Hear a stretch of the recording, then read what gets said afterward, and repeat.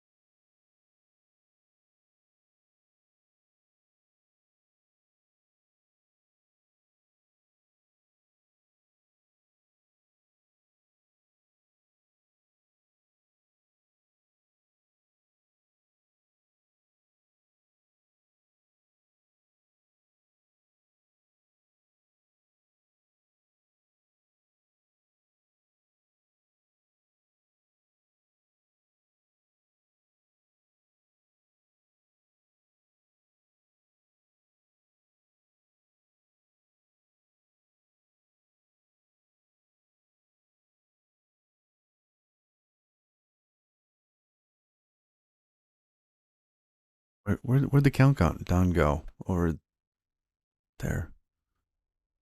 Oh, that's weird. And why is the camera flipped in this case? Oh, that's so strange. Alright. Well, I think we got like 1 little minute left. Hey, Nutspud, how you doing? Good morning. Here, let's just get started, because this screen is not quite working right. I wonder what happened to it. Oh, there it is. Here, I'm going to flip back and forth real quick. I got this screen. I want to see. Okay, good. I fixed it. I had the one turned off. Okay, coming back here. Hey, Dad, what's that? Good morning. I slept. I'm doing well.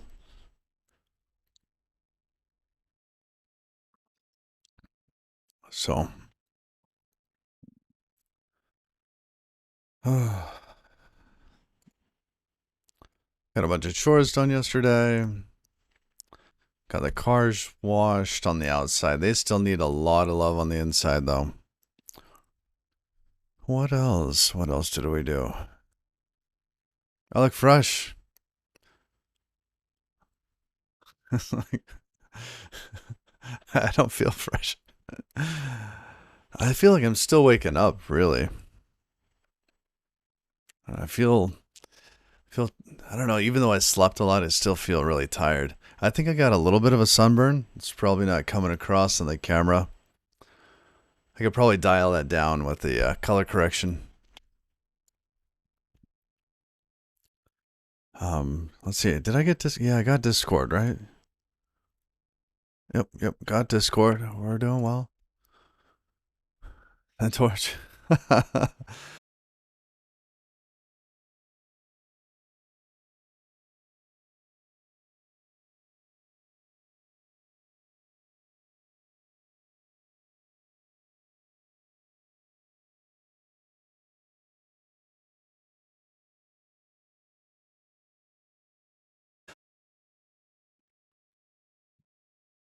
You know what? I'm going to move these around. Okay. This one's going to be the tail. So the first three are going to be mimeograph. This one's going to be mimeograph test.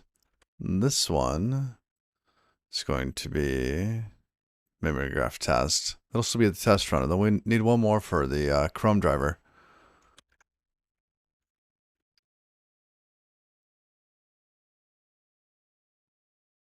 Invalid port. I'm pretty sure that's a valid port. Maybe they want an equal sign. There we go.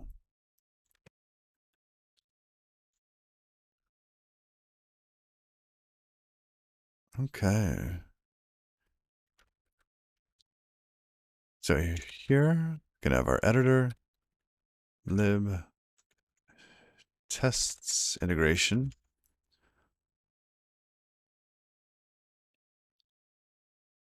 Here we will run the tests. So we should be able to just run them because it's going against quote unquote production. So it's doing a couple little things here, trying to log in, failing, logging in, succeeding, gets redirected to the wrong page. All right, so we're going to fix that. Oh, what's this? Huh. That's new to me. Wait, when did they have that little drop down up there? I mean, it could have been like 10 versions and I just haven't seen it.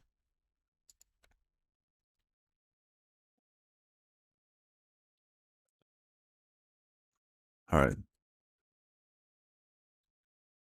So in session, oh, you know what? I thought we fixed this. Did I just not publish it?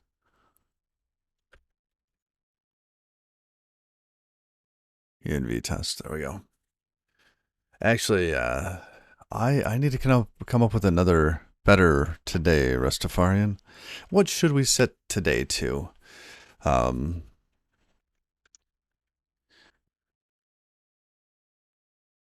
login tests.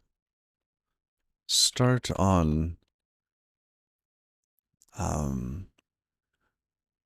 user permission testing. There we go. Because basically what I'm hoping is that I get through user permissions, and then once I get through user permissions, I don't really care what the admin portal looks like. I'm going to start working on the front end pieces so that an actual website can be built, right? So create a new page, edit the page, add widgets to a page, those sorts of things. Because I feel like I'm really, really close. And then once that gets to a point, then we can flip back over into the admin portal and, you know, maybe, let's see, what would we do on the admin portal? I guess that after users, it's going to be settings, like other sort of site settings. And those are going to become more obvious when we get into actually building a website with it. Because one of my business website is roosterbuckets.com, which is why you see this rooster buckets here. Okay.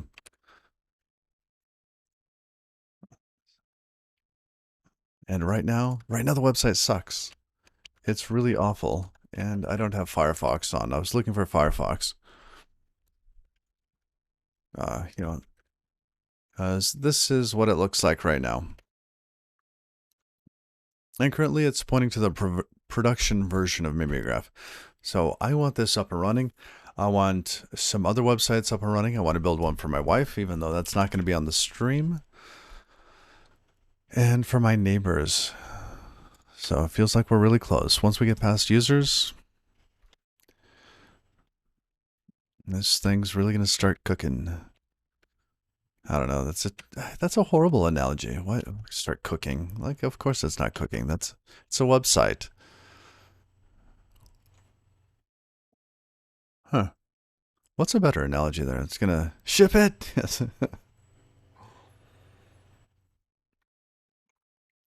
All right.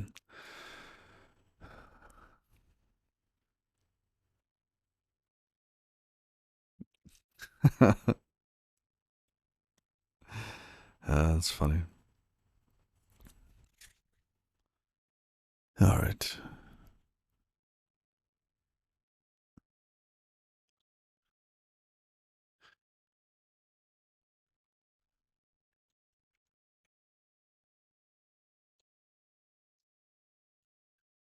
Okay, let's run those tests again because I think that should have succeeded. I don't know why I think that. Login, fail, succeed. See, it's still going to the wrong place. Okay, let's fix that. Yeah, we have a whole bunch of good neighbors.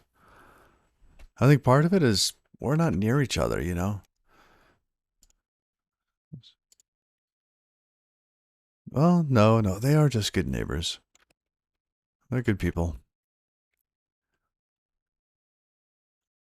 Admin. No, session. So in here is where we do the redirect. Now, if the refer for this ends up being from login, right, the path, then we go to login. Otherwise, we go here. Now, that didn't work. However, when the test fails, it leaves the browser open.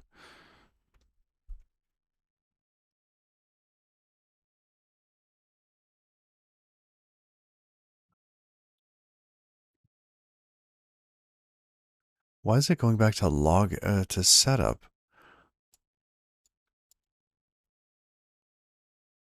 Login.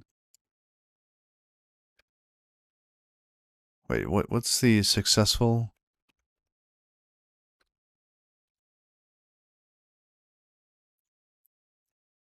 Too short. Okay, here's the password. Trust. There we go.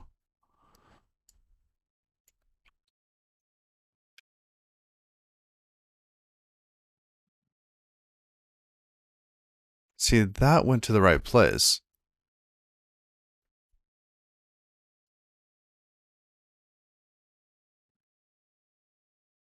Why did it go to the wrong place if the test runs it?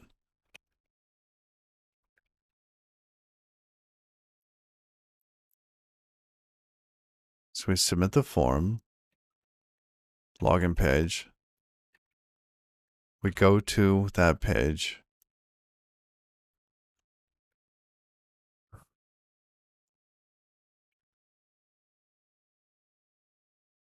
Oh, we will preserve log. Okay.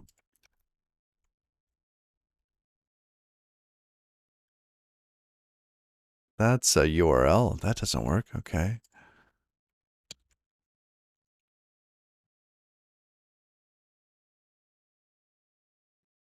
So refer here. Form data. That all looks good. Refer is login.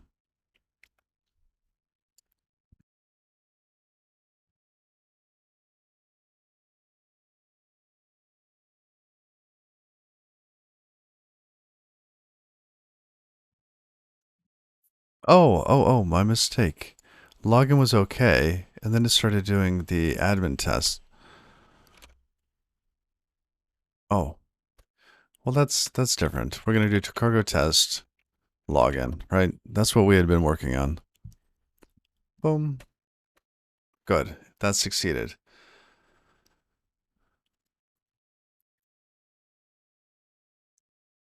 Okay.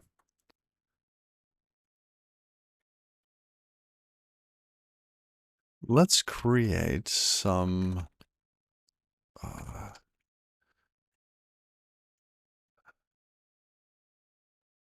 const owner email.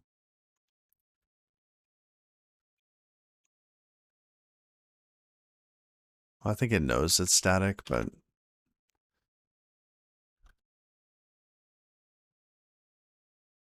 okay.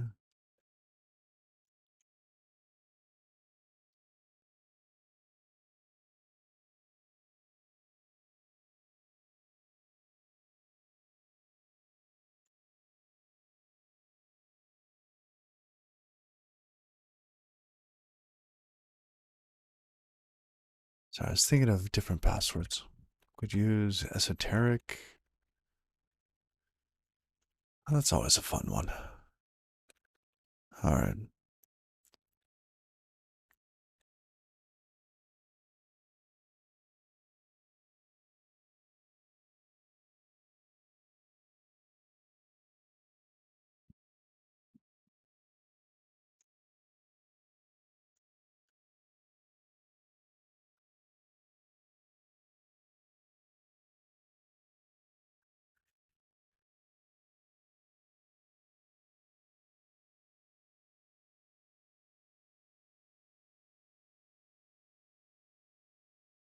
I'm just going to clean these up real quick. Under email.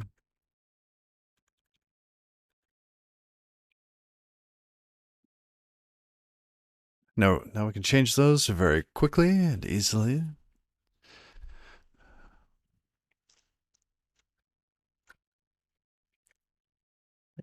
Hold on. There we go. Okay.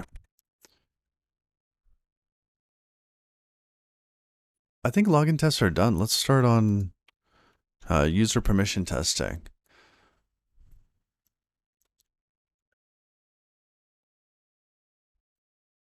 Oops. Wrong one. Oh, hold on.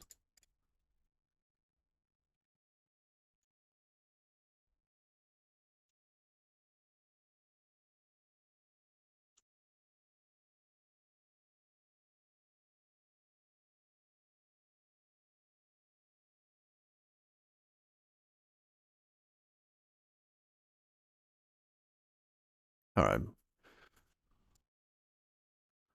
So we're using Fantuccini to do this. Integration. All right. Now we have shared. Mod.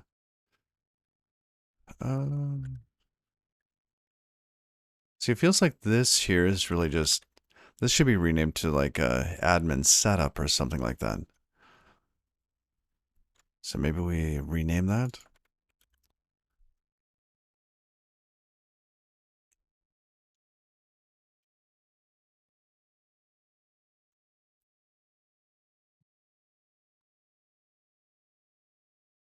Okay.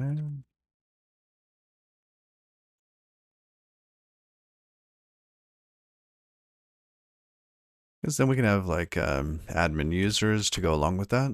And I got a new chair. I'm so excited about this chair. Actually, it could be a little lower. Let's face it, it's actually a stool. It's kind of a neat stool. It's got like a big bolt in the middle of it. So you have to spin it to adjust it, and it's squeaky, so I need to add some grease, but we are in no shortage of grease around here. Okay, let's try that high. Oh, that's better. There. Okay.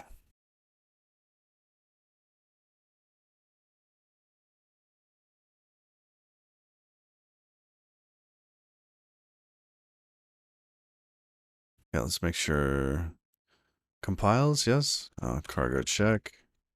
Argo check. Cargo test.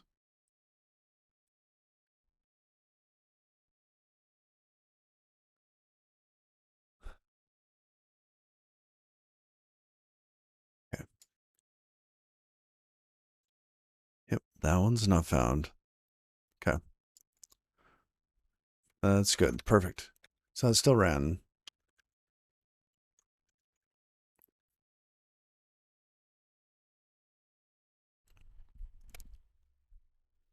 No. Let's create a new one. Let's call it hub on admin users. Okay.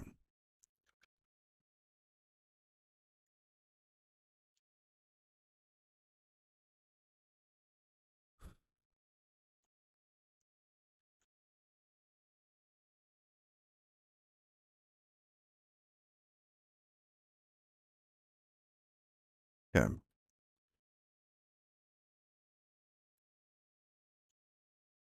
Just grabbing the other one so we can set it up. So we'll have the test set up here. Oh, you know what? We should change this. Let's rename this to admin users.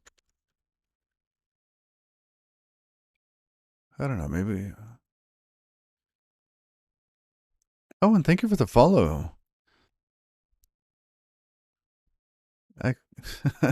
XO6969. Good morning. I have a feeling that that's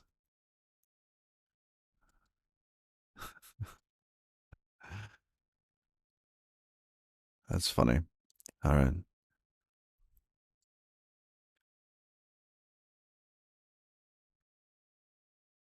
I'm going to call this setup. No, because something else is called setup in here. Run. Test run. That's fine. Yeah, run's good. What about the other one? Login. Yeah, this is going to be run as well. Okay, admin users, same thing. There we go.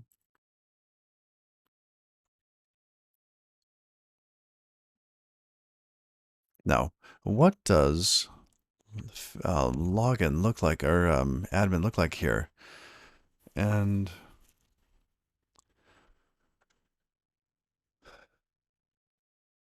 how do we want to test user management? From the user perspective, we will want to go to probably the admin page.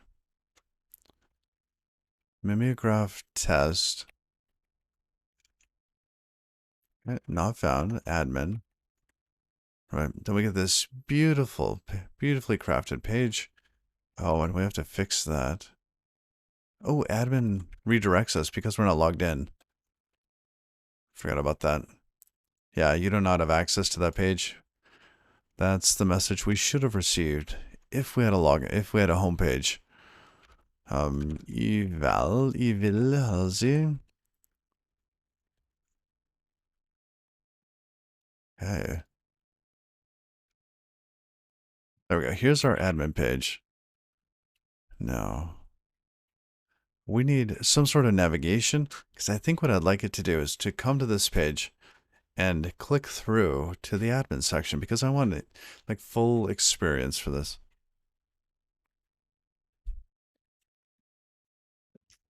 Oh, interesting that our image is missing.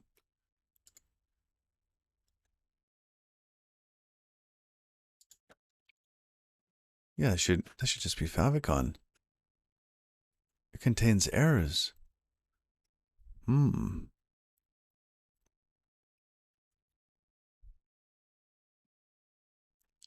What did it return?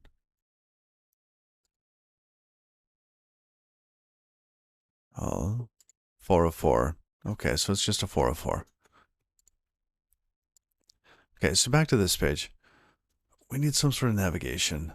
Now, we could just have the little bar at the top. Actually, does logout work? I'll have to see. CSS and JavaScript.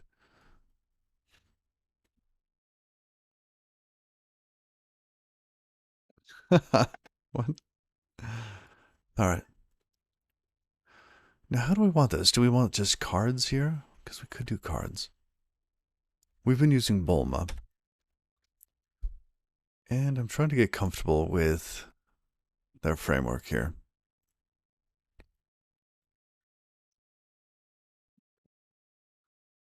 They have a handful of components. Breadcrumb, card.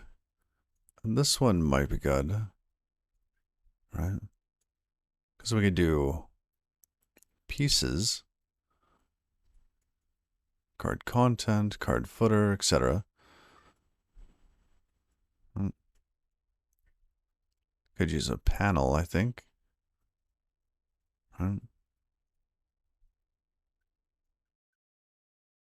Panel just has a header. And then we could have actions inside for doing user stuff.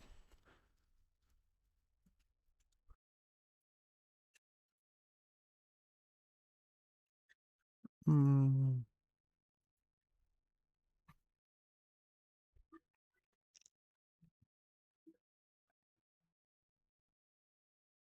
But more than anything, I think just having something on the left side where you could click users and then new, kind of like this over here, right? Have like a users, new user, or the user list, whatever it is.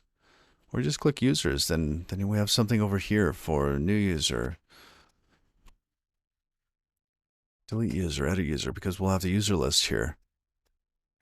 So I'm thinking we go with something over here. We just use list item or list.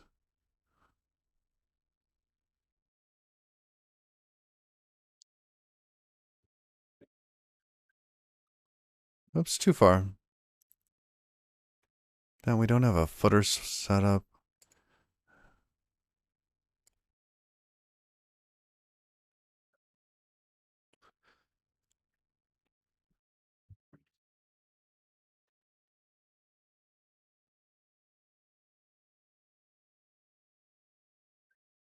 Interesting. Clickable relative. Flexbox visibility.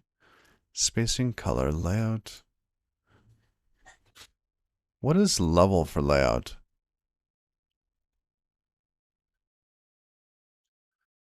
The structure of level is the following. Level, main container, level left. For the left side, level right. For the right side, level item for each individual element. Oh, that would be for something like this here, which would be great for, the top little users list, right? Centered. Okay, so we'll use that for when we get into that section. But then for the left side, navigation.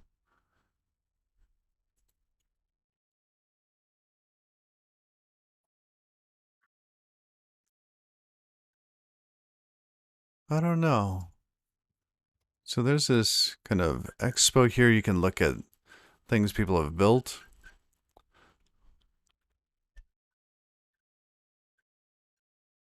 And hardly anybody does left-hand nav anymore.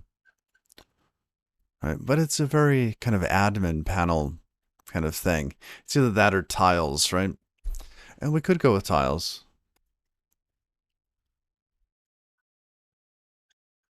Tiles with breadcrumb? Let's try it. Let's play around with that and just see what it looks like. I mean, we might hate it, and then we'll just change it later. Let's go with tiles. Right. So just little things like that. User edit, right? Then with an explanation, because I'm really trying to target this at people that don't know what these things are, right? You sign up for something like, okay, I need a website, and it's all hands off from my side of the view, right? From my side. You go in there, you're like, okay, I need to give so and so permission to do stuff. So I think tiles would be good for helping to explain why you might want to click into this.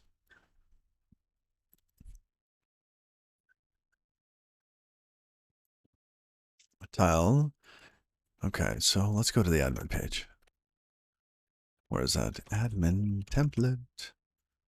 Here is our HTML. I want to do a quick check on slug update. Oh, multivim. Sure, show us the changes. Handle empty items when null splitting. Cute. All right.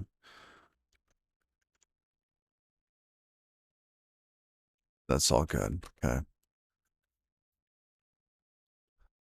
So we have the navigation, the big bar at the top.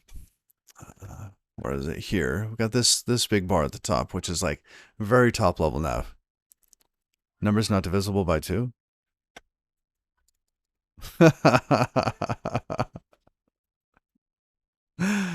Oh, bravo.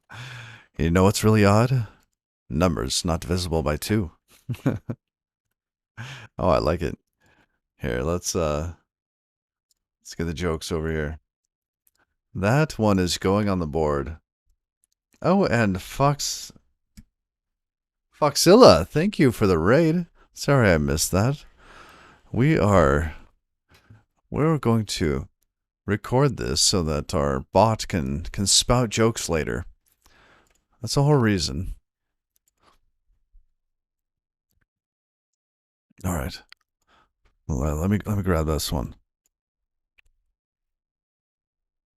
RPQR. All right. Actually, let's see. Can we just paste it as text? Paste to match formatting. Oh, wow. Formatting. So. All right. That's good there. Well, thank you for that one. I like that one. So we're going to have some sort of navigation at the very top. Now we're going to do tiles in the middle. Let's see. In this site something thing, that's at the top. Nav bar end. That's all good. And this is at the very, very top. Can't even comprehend. Morning, Evo. And Elite, how you doing? Is this like a Rust version of Django? I'm not super familiar with Django, actually. I mean, is Django, that's a Python thing? Oh, okay. It's a framework. This is more like,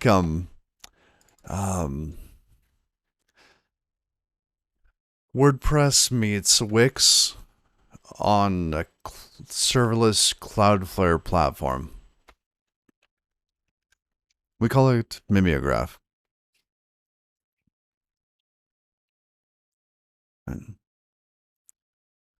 So yeah, we're just gonna use some of this CSS that we should be able to theme later. So we're using Bulma for this. Just trying to use some of their common pieces.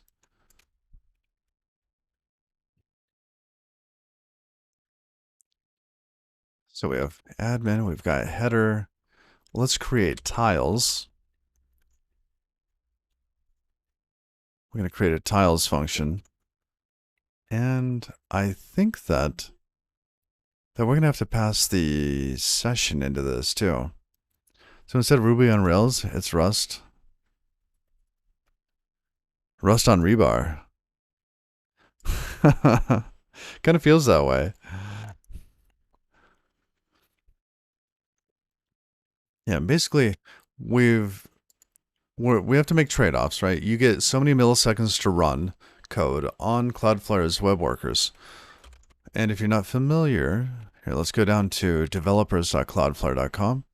They've got a ton of stuff that's available. Like, I had no idea they had so much. But then they've got these workers here. And inside the workers, you can run code, JavaScript, or anything that compiles down to WebAssembly. So in our case, we're taking Rust down to WebAssembly. Now, there are some hard limits. It's not just do whatever you want, right? You get 1 megabyte of space that you can fill. Compressed, right? It's compressed. There's the KV store that you can store stuff in. If you need to make sure that like writes are handled in a, let's say, more database way, right? Where you don't have conflicts or requests overriding each other. Or if you needed to just be able to detect that there might be a data conflict and an edit conflict, you can use durable objects, right? And there are some trade-offs with that. There's also the Cache API, which I can't wait to try out. Apparently using the Cache API is free, which is neat because then we could reduce our request count to like KV and some of these other APIs. Cause we do have a number of um, things that don't change very often. So cache is going to be a good one for us to use. We're also using streams, web crypto, right? Authentication. We need crypto. We need cookies. We need signing. All sorts of stuff in here. We're not using fetch to fetch anything outside, but we are using it to communicate internally so that our workers can connect to durable objects. No, your old boss actually works on Cloudflare WASM stuff. Really? You like making things, enjoy writing Rust, go. Empty rectangles are considered equal.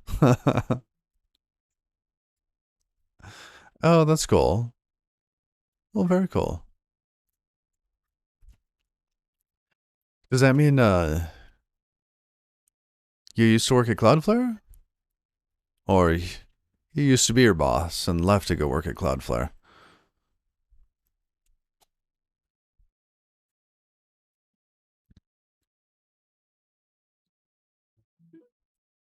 Portable, open, polyglot, yep. Save.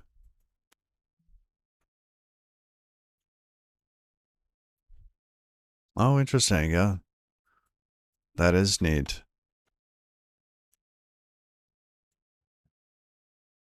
That's a neat graph there. The ladder? Yeah, he left. Well, very cool. Here, let's click into his GitHub account.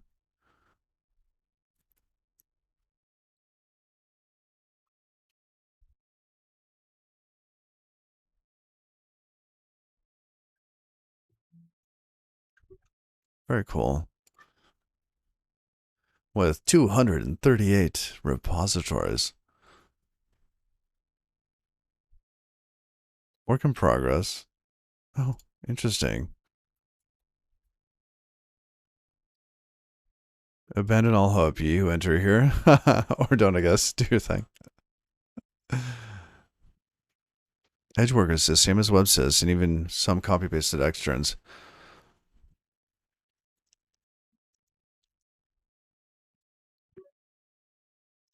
Macros. Glue conversion thing. Oh, interesting. Convenience wrapper types and functions on top of edge worker sys. I've got a crate that's similar to this. I call it mimeograph Cloudflare.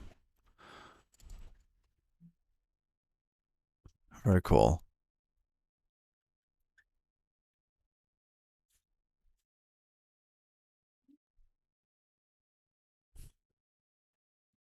And it's so funny because so much of this stuff is just kind of hidden, right?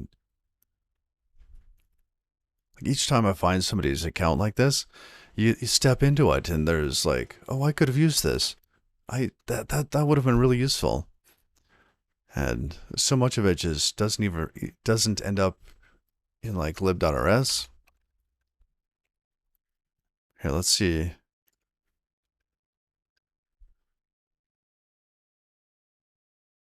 Cloudflare zlib. Yeah, there's Cloudflare does so much too. So how do you recognize like, oh, well, this one is for WASM and Cloudflare? And worker, Cloudflare worker? Yeah, see, like here's thing I was working on there. That's very, very similar.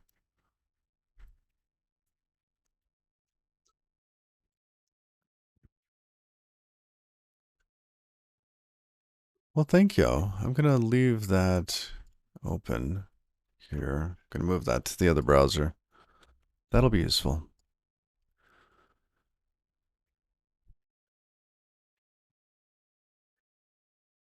Okay.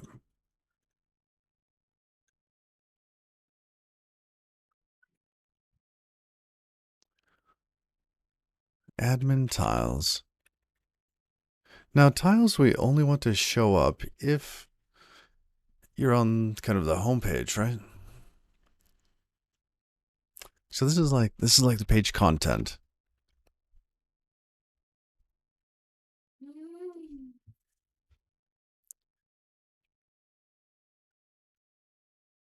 So we could probably use the router again at this point to know what content should be used.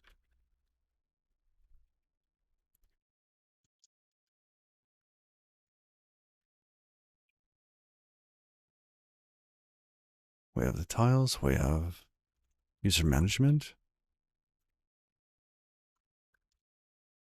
What else do we have? That's it at the moment. I mean, we're gonna have one tile for user management. Well, we should probably start setting something up so that we could. All right.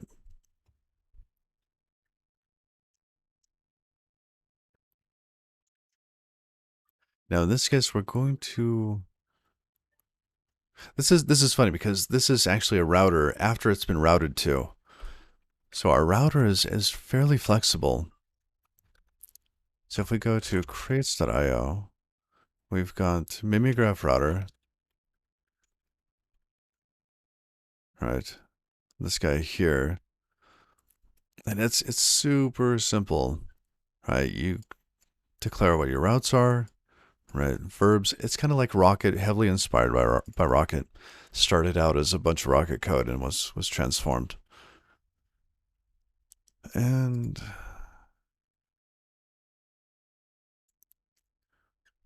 so you define all your routes. And then down here, this is currently wrong. I need to fix that documentation. But the idea is that you would then pass your routes into a router and it would match, right? This is simplified. The response could be whatever you want. So it could work for many, many, many kinds of things. You just have to declare what your response type is and then implement, or excuse me, your request type, and then implement this API for that, this trait.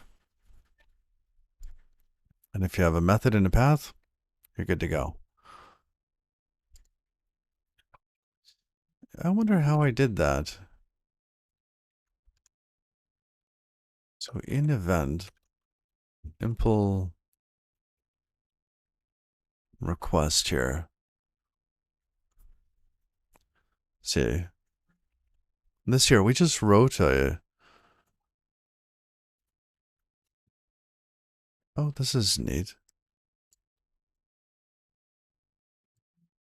What, you can do this? I'm looking at my own code. Wait, how does this work?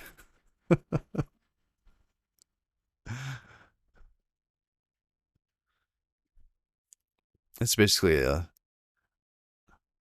slice of that. Okay. This looks nearly identical to what we had before.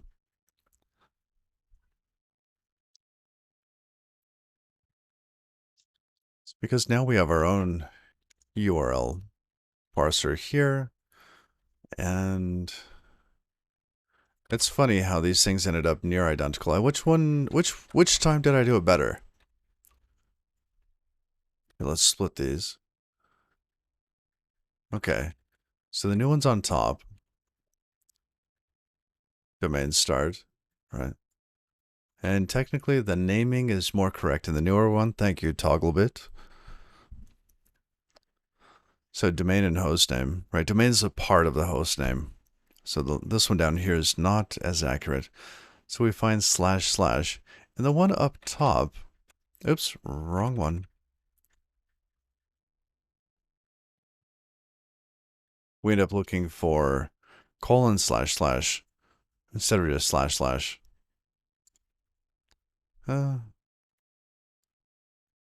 Same thing, different day. All right, so we get the protocol, hostname start,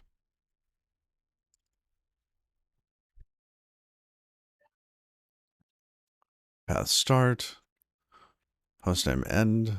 We're just finding /. All right. Why are we returning a borrowed cow on this?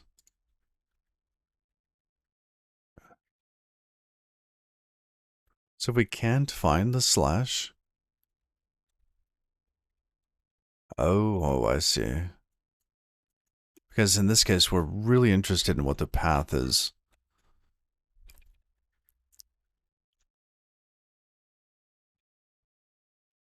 All right, now here, I think we may have done it better down here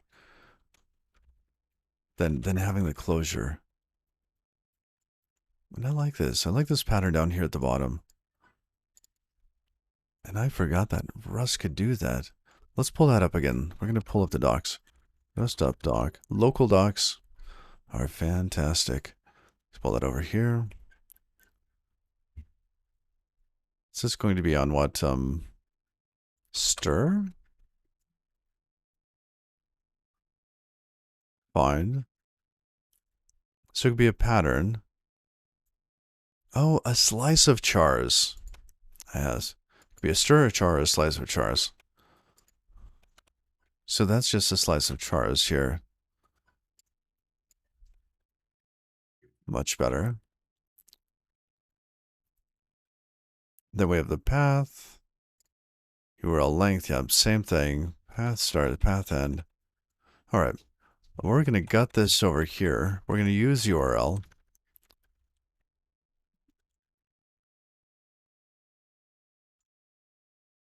How do we want to do that? URL like this. Then it automatically adds that import. New URL. Okay.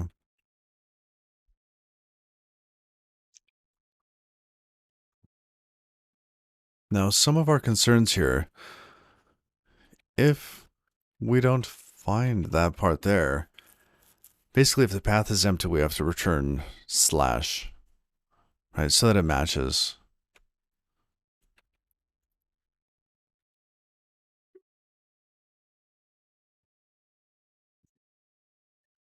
And if it ends in slash,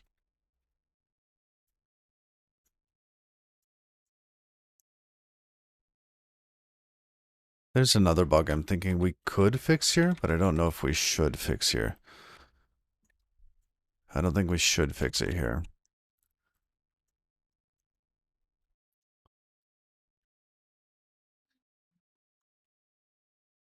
Now, what should we do if there's an error parsing this? Protocol required. In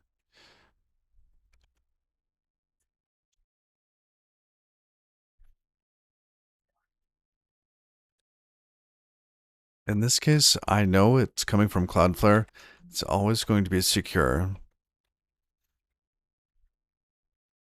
We could just map that. Do a little match on it. It's okay.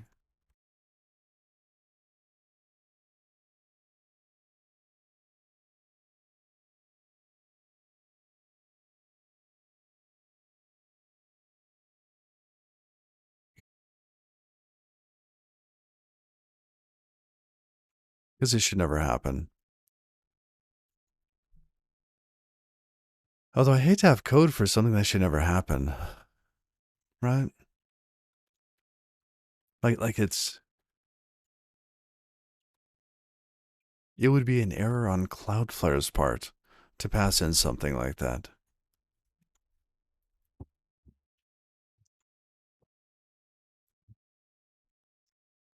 All right, we're just going to unwrap there. That should be fine. Expect. Request. Protocol error. I guess that's the same thing, right? Protocol required. We just unwrap that. Same difference. All right, now it's either going to be empty or it's going to be something. If it's empty, we have to return slash. And because of this case here. All right. You know what? Let's close the other one. There we go. A little more space. Now,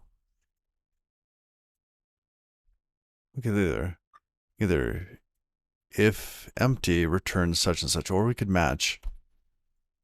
Stylistically, which would be better? I'm currently fond of matching,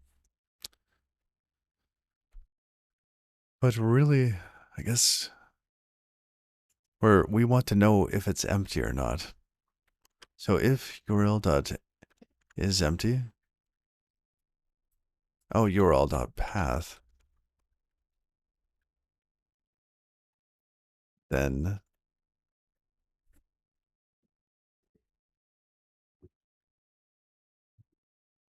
otherwise,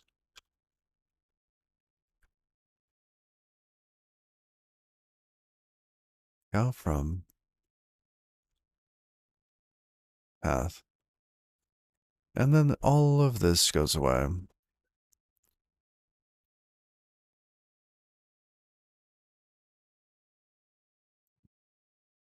I think this might have lifetime issues because of this here, the lifetime being passed through.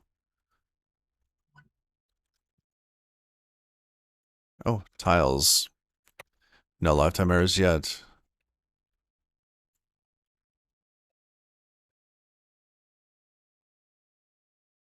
You know what, let's just gonna grab that. Call it tiles.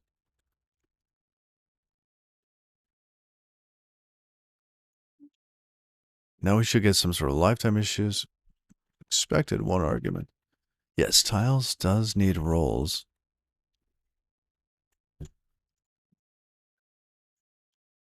Because depending on your permission level, we might need to hide some tiles. There we go. There's our error. Cannot return value referencing local variable URL. It's fair. I knew that was coming. To owned.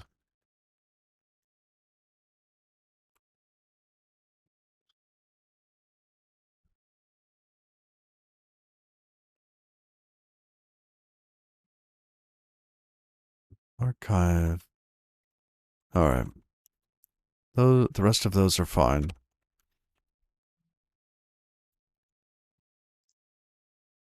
Well, we cleaned up that. That's a good change. Let's see. Event. Yes, we want that change. I'm going to go ahead and commit this little. It's a nice little change for us.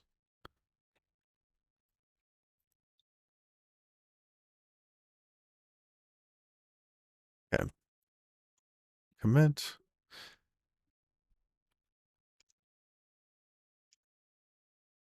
Event now uses URL push. Okay. Back to where we were. I like those little cleanups as we go along. They reduces the code duplication, reduces the size of the app. And I wonder if we should be sprinkling inline in more places. Does here? I want to look here. Inline.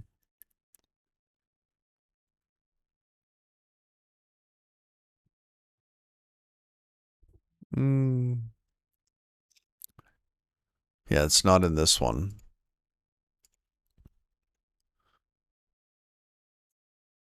Extensive API documentation. I want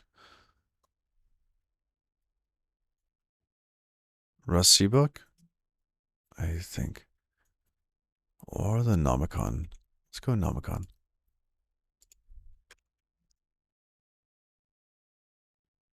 Nope.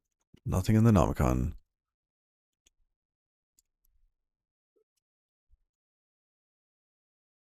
The inline attribute. Here we go.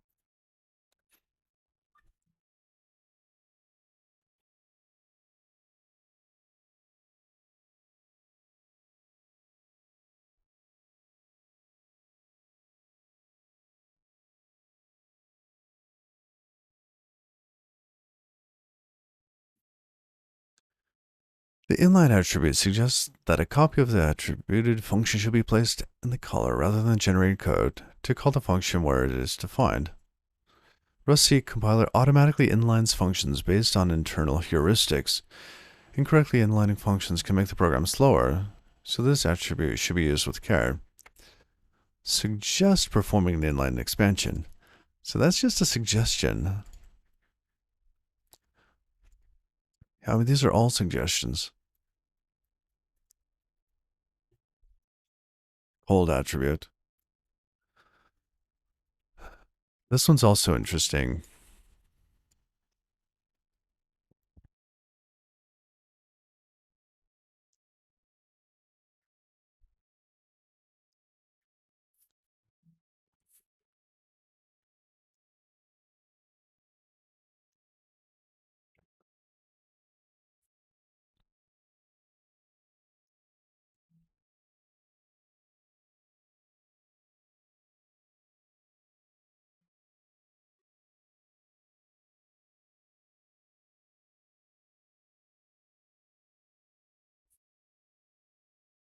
The no built-ins attribute may be applied at the crate level to disable optimizing certain code patterns. Huh. Neat.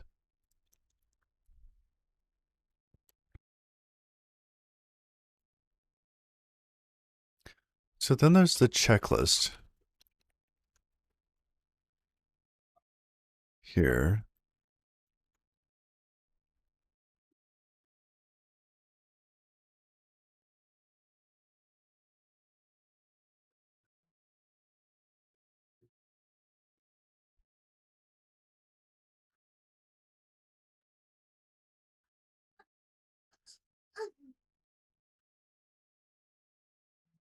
All right, there's nothing suggesting it in there.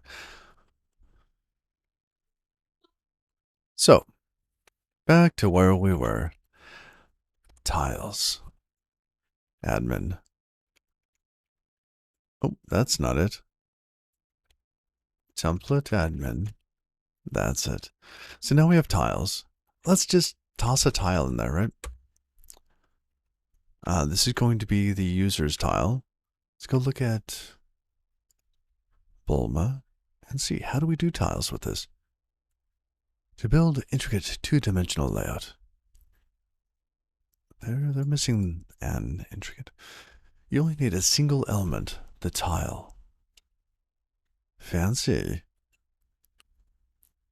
Good morning, white canvases. How you doing? A wide tile. Tile is ancestor. Is vertical. Is 8. Interesting. What does is 8 do?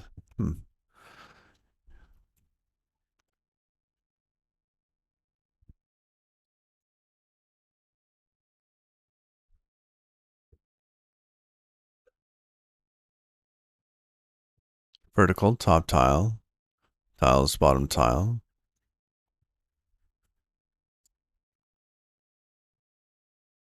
Is parent. Oh, crazy. Okay. The tile element has 16 modifiers. 12 horizontal size modifiers from 1 to 12. Okay, well, that makes it easy. That's 12 right there. Then is vertical, ancestor, child, and parent. How it works. Nesting. Everything's a tile. You get a tile, you get a tile. To create a grid of tiles, you only need to nest tile elements. Start with an ancestor tile that wraps all other tiles. Let's do that. Div class tile is ancestor. Div tile is ancestor. Okay. There's that. Now, next, add tile elements that will distribute themselves horizontally.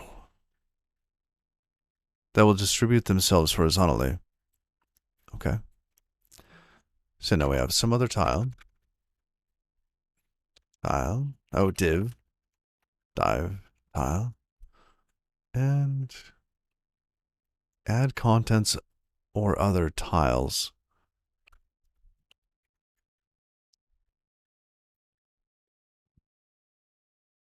We only have one. You can resize any tile according to the 12 column grid. For example, is4 will take up 1/3 of the horizontal space, which we want. So tile is 4. Okay. And this one, the next one, would take up the rest because it's not specified. If you want to stack tiles vertically, add is vertical on the parent tile. Okay. As soon as you want to add content to a tile, just add any class you want, like box.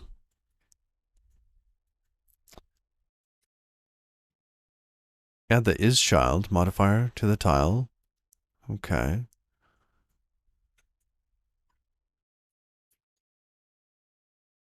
Well, if all we wanted was a simple list of tiles, I'm guessing we can just really reduce that.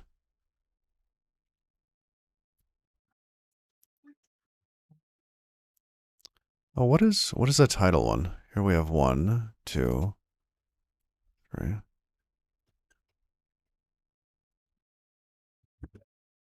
See, in this case, they put content inside of this, but I'm guessing that we could actually get rid of this here, because we don't need to do the nesting. And I'm hoping that'll just wrap correctly.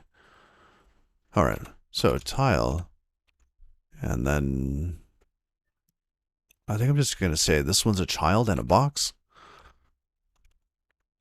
Child dot box. Oh, and is 4, but we have to do that in quotes.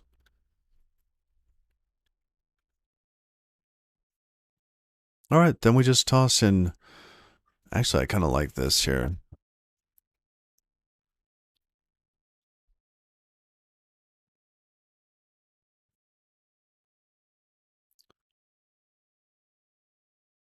Basically, the whole thing should be clickable too. Ooh, I wonder if instead this should be an anchor. That way we can actually link into things. We'll see how that comes out. Oh, paragraph, title.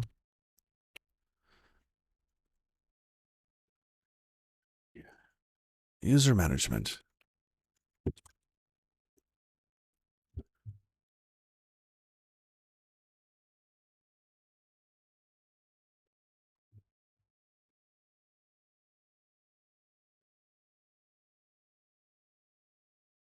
Let's see. You can add, edit, delete, users.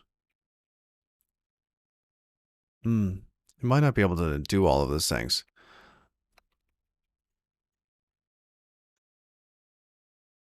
Oh, now let's undo. Redo. Whatever.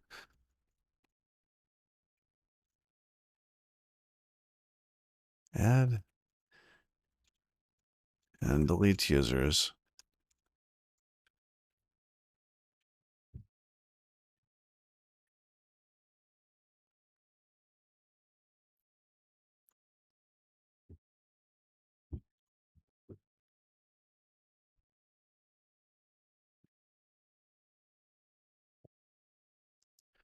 That, and we want our tests to know about this.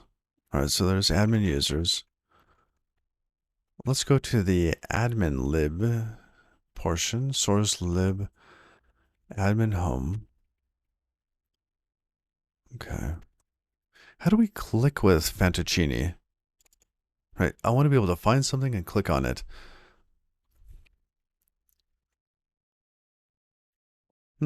Well, that actually compiled. Let's go to localhost.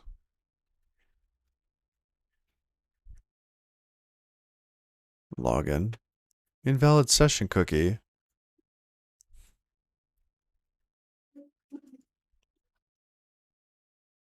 Logout. No, it's session logout. Oh, but you have to post to it. F12.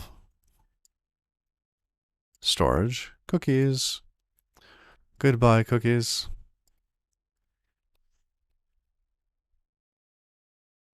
Delete them all. Okay.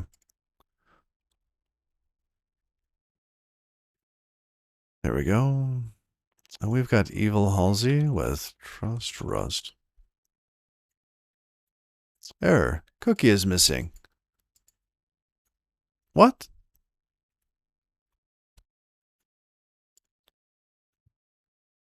So we did the post. Why is it telling me that the cookie is missing? Did we get redirected from something else? Here's login. I know this is the font's a little too big in this. Let's bump that down a little.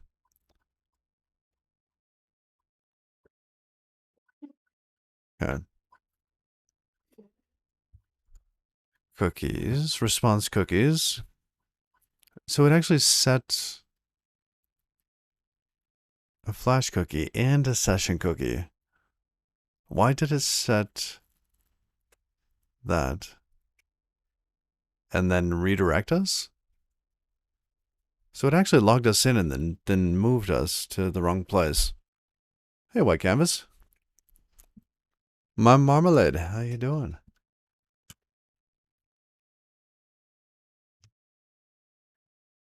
Doing well, doing well. It feels like...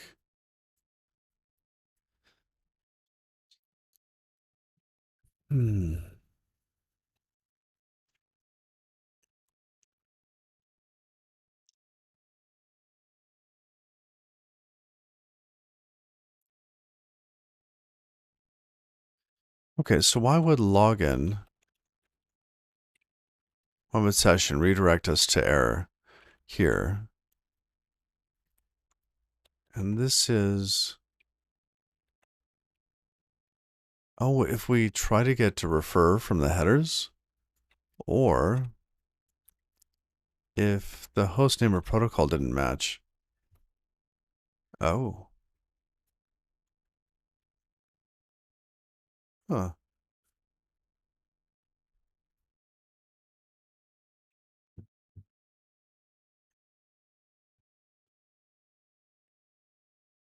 I'm guessing that it's the inner one here. Right, these didn't match, so we got bumped out to error. What font do I use? Good question. This is Fira Code.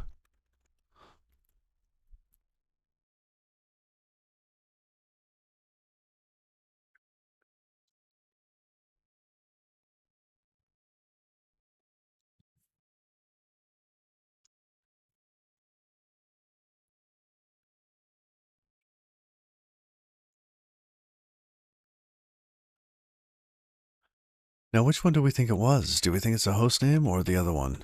Actually, let's just do this out. Cascadia code, no. Nope. This one's Fira code. I tend not to change my editor settings too often, just because as long as I'm producing code and it's comfortable, then I make small adjustments.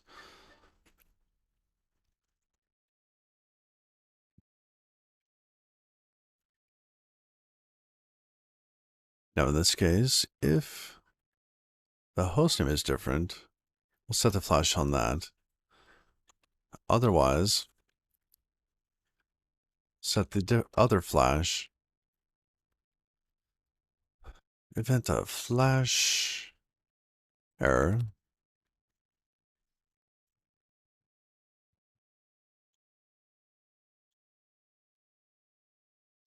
Hostname mismatch. Protocol mismatch. There we go. Oh, those need to be intoed.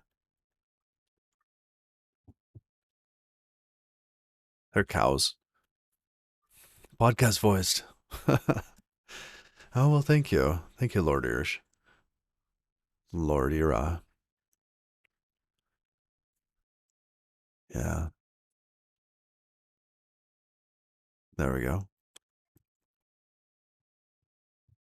I've noticed it actually change because I sit here every morning and I think I've just relaxed. It's kind of fallen into it. So it'll be interesting to see what happens over the next year.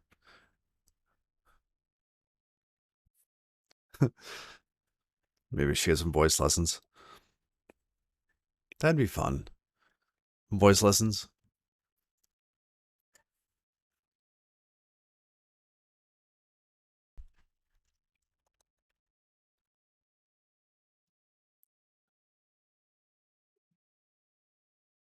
I should go back and here. You know what we should do real quick? Let's hop over to YouTube. Oh, where is it? Where's the link? Thank you. All right. Thank you, bot, Mr. Capitan. Oh, that's not it. No, no, no, no. Copy link location.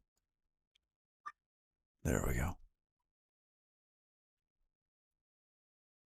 Videos. Here. I had them organized much, much earlier.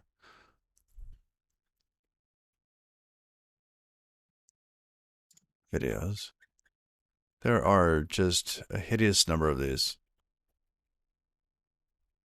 I think there's a couple hundred.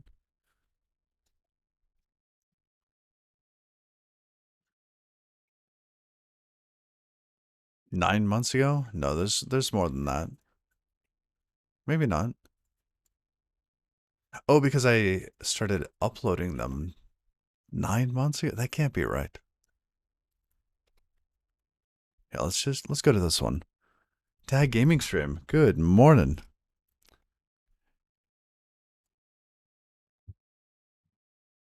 Let's see what we got here.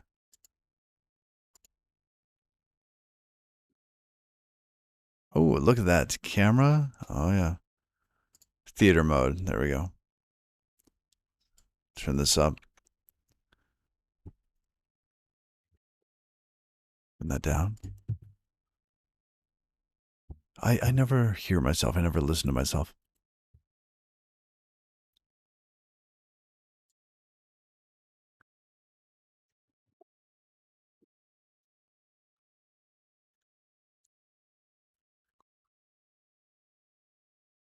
I don't know. It seems like it's changed a little, but I can't tell.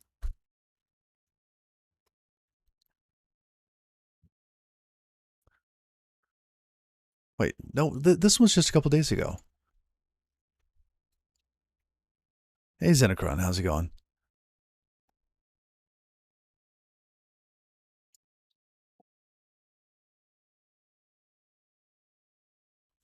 Oh, there we go. Classic Halsey. No photo, just voice. Oh, and this is with the other mic. And that also made a big difference.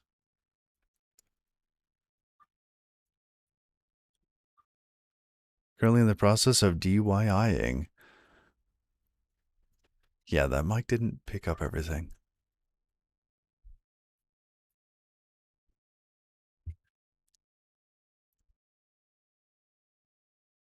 Deer will walk by occasionally.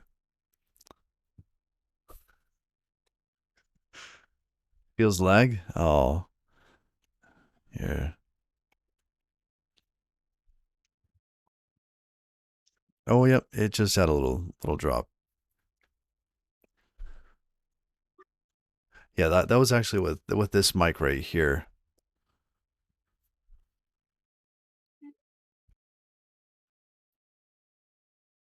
Yeah. All right, back to work.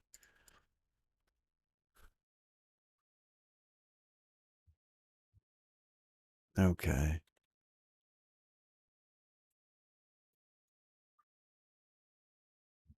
Oh, and the music.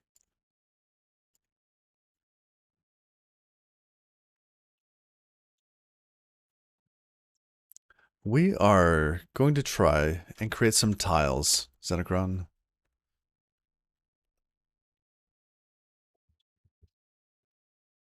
Oh, and what was that message? What is in this?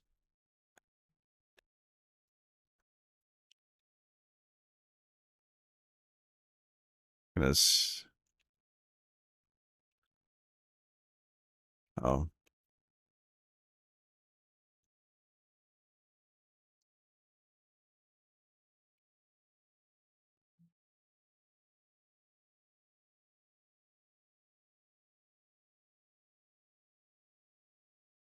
I have no idea what that.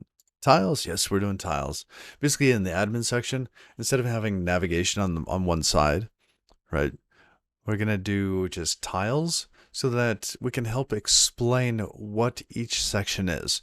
Because I'm not building this for experienced website people, right, or people that are used to doing permissions. So, oops, that shouldn't. Oh, there we go. Okay. That and I was trying to log in, and it told me that I was using the wrong something, but I think the error was the wrong error.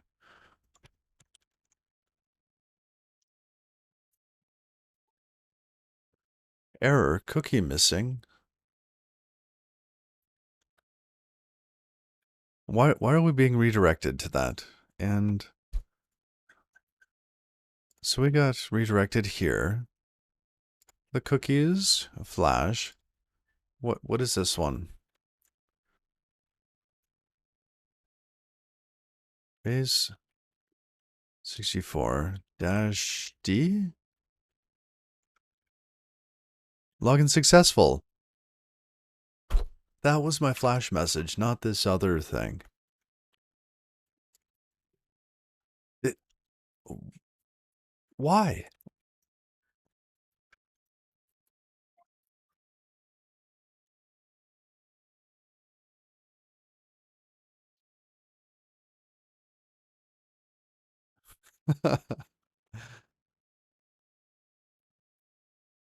It feels like we're coming down here to the refer, right?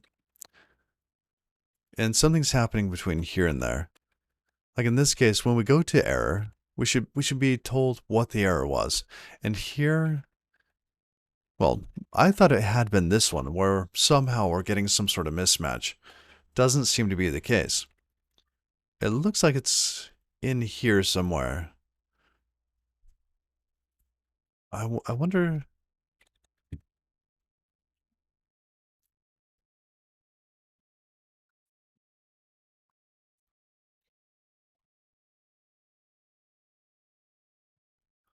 Do I have any other redirects to error? I think it's just this last one right here. So if that's the case, that means that headers get returned an error.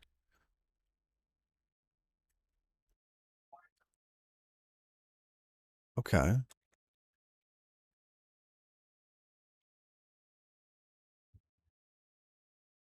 Let's figure out what that is.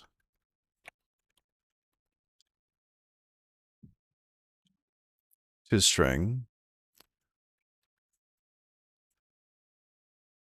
flash error.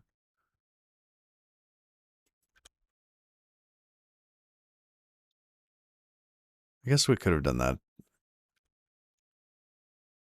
here. We needed two string on that, don't we? Oops. No? Ah, we do.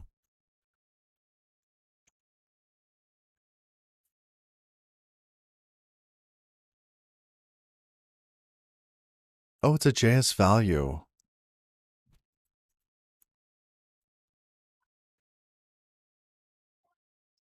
Okay.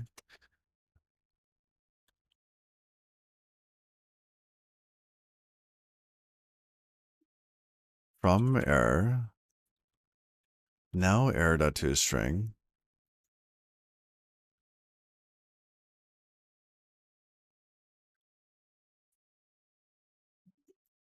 Because our error type knows how to toString those things. The JS values. Let's try that again. So I wonder what the error is. We're getting refer off of the cookies, off of the headers. That should exist.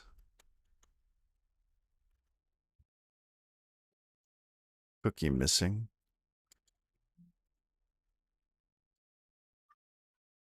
That seems wrong. This is the wrong one. Great. Login failed.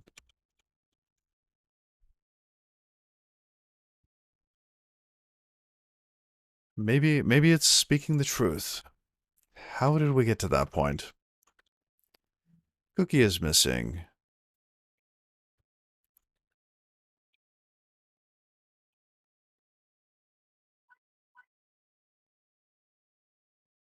Oh.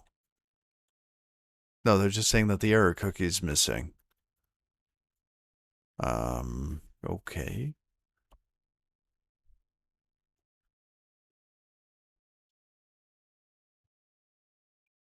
That's right. We're supposed to set something else if we're going to error. Why did I do it that way? Why wouldn't I just use Flash? Let's use Flash.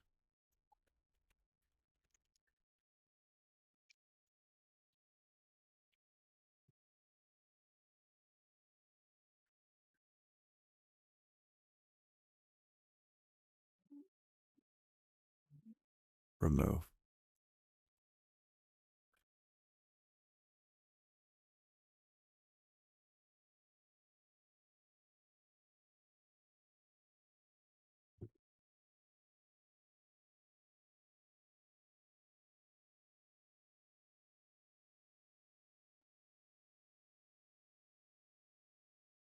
Take Flash.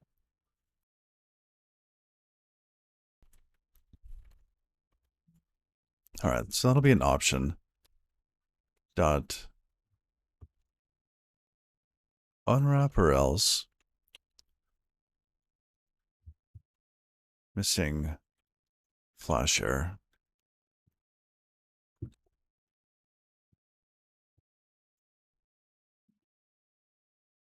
Now we'll just put the error there. There we go. Hey.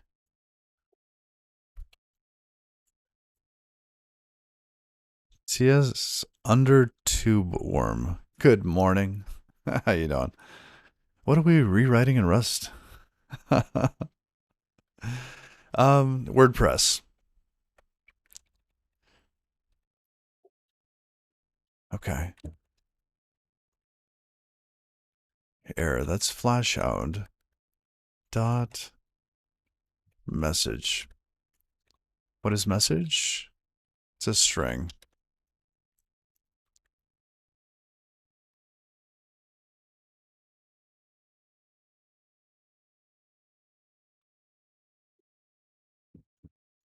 That's not message. It's an option to a string. Unwrap or else. There we go. Excellent. Yes, I thought so too. All right, so now we're getting error and flash working for the error page.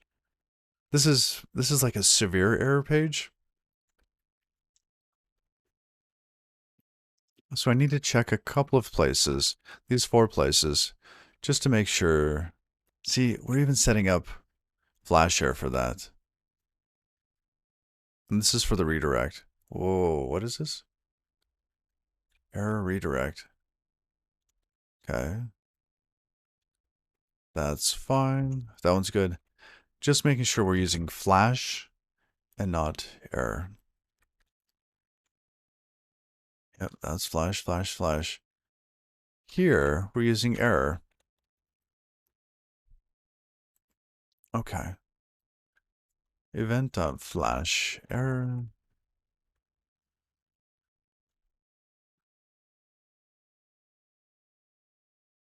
One too many parens. There we go.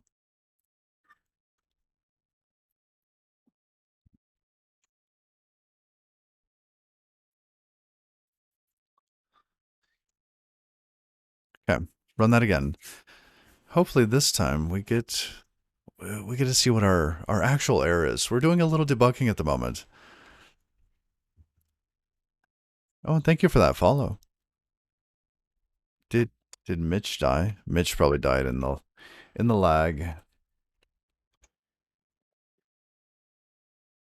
There we go. And Yading, thank you for the follow. Tag Gaming Stream, thank you for the follow. And TS undertube worm. Thank you. Go back to login. Okay. With our super secret login and password. Login successful. That is our error message. I'm gonna go cry. That's okay. There must be something silly simple that we're missing here. Why? How did we end up there? We went here and got our location set to error. You fixed it. Oh, it's oh, you changed the capitalization of your name.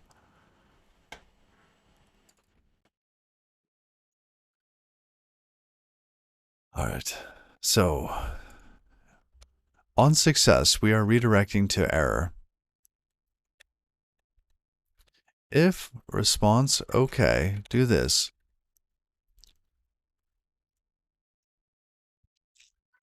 Wrong place. We want session.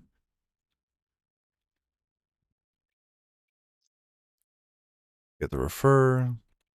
If it's login, we go to one place. Otherwise, we go to the other. In this case, we should have overwritten that flash error message.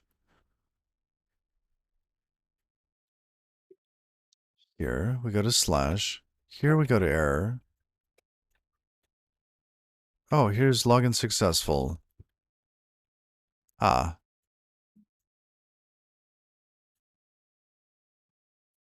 Maybe we are overwriting the flash message here when we shouldn't have been. So let's make sure the correct branches have it. So here, is this the only successful login? Yes, if they're equal. Login successful there. Here, protocol or hostname mismatch. Here, if we don't have a refer, that's also a success, but we go to slash. And then at this point, if we get an error, we go to error. Otherwise, login failed. Great. Oh man, I love this new chair. I should pick it up and show you while that's doing this thing.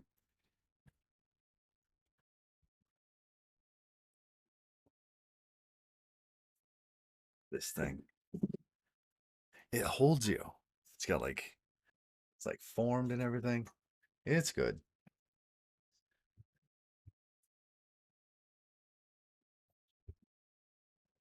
And it's kind of heavy. And squeaky. All right.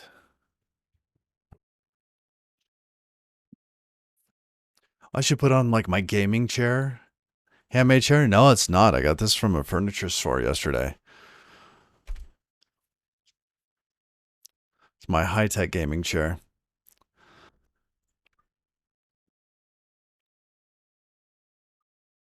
All right. Where are we going? Gonna do login again. One more time, right? Login. Hey, morning, KK Roy. Oh, protocol mismatch. Really?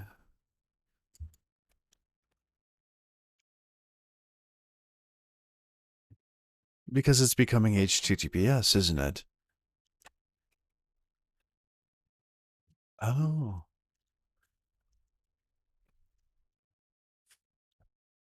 Because when we're debugging, we're connecting to HTTP, right? So the refer is HTTP. And the hostname is probably also different because we're debugging locally. Ooh, fascinating.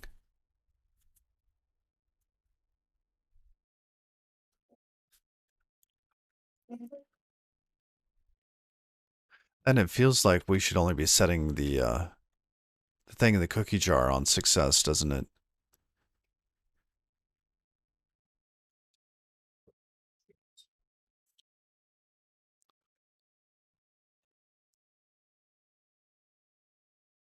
Well,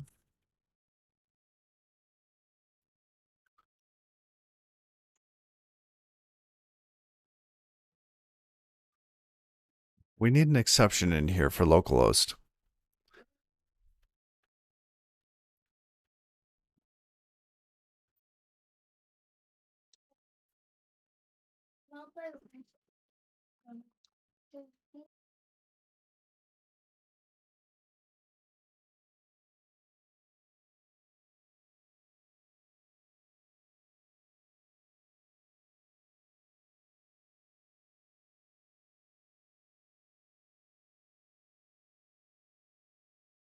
Hold on just one moment.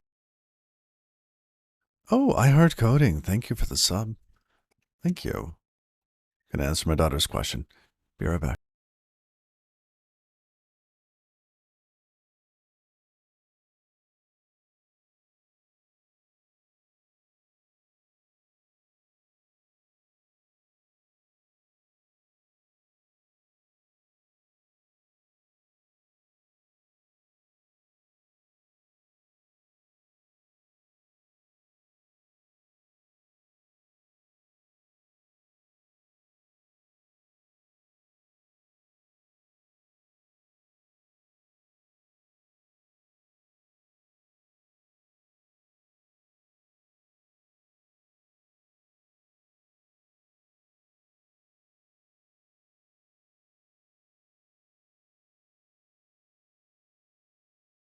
We have a little tiny bunny rabbit.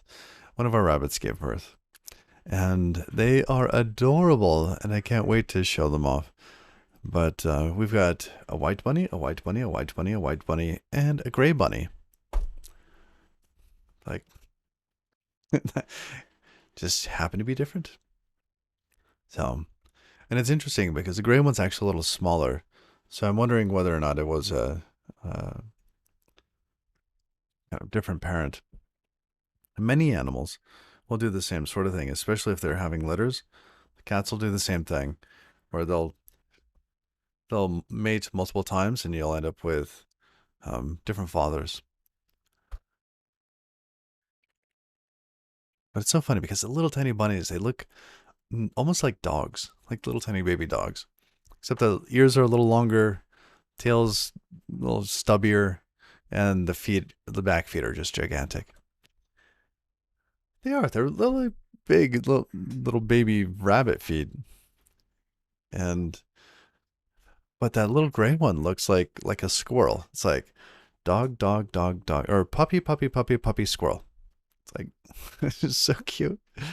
They are so cute, so cute.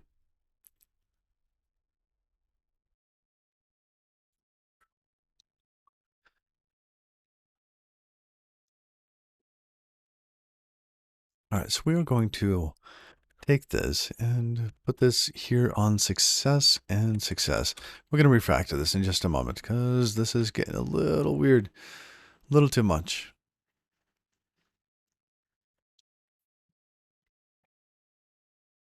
Or we'll at least toss like a fix me later. But right now, we need to know log here. This is host name.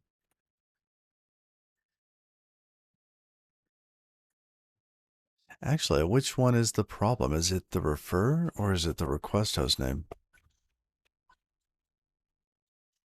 Request host name.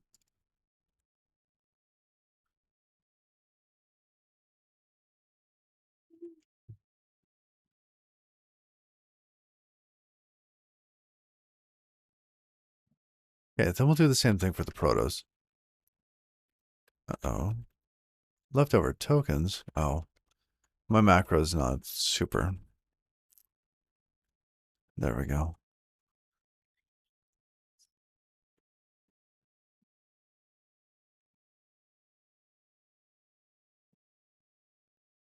Proto, proto, proto, proto. All right, let's run it. Then we'll see exactly what's going on, and we will put in something for development.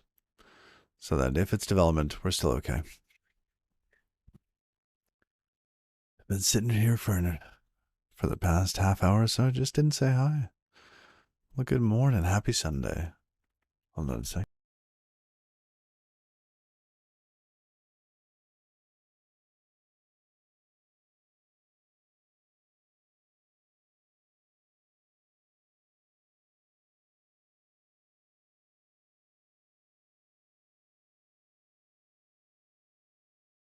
Yep. All right, let's try again. Log in. All right. Protocol mismatch. Fantastic. Host name. Let's see. Host names are different, and protocols are different. So if it's exactly this and in development mode, then we allow it.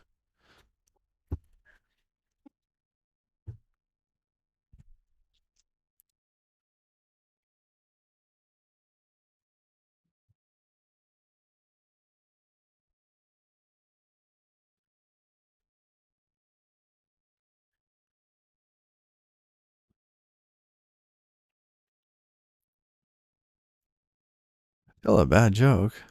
Oh, that's a sad joke. Here we go. Some jokes here. What did one firefly say to the other? You glow, girl. Another one. How do you find Will Smith when he's lost in the snow? Just look for the Fresh Prince. That one's bad. That one's so bad. Why do bees have sticky hair? Because they use honeycombs. Da-dun-ch.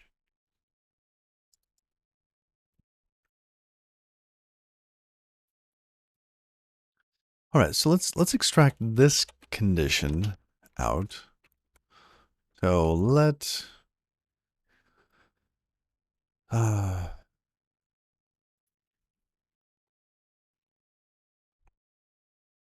what do we call this? It's like a regular match.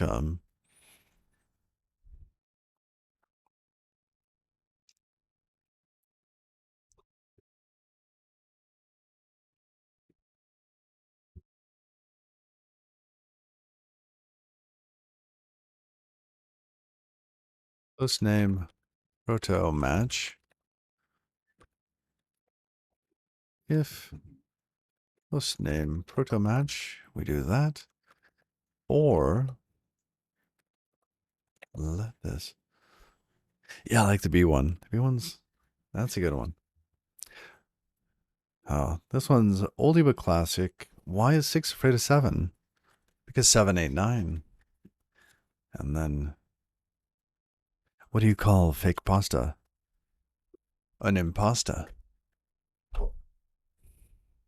You want to learn Rust? Any tips? Yes, absolutely. So, depending on how you like to learn, right? They have the book, the exercises, the Rustlings course, or the exorcism.io course. And if you'd like to go through some videos, then there's also Easy Rust, right? Actually, what's a command for that? Easy underscore Rust. There it is. So if you install Rust, right, you get the book, right? That just comes with it. You got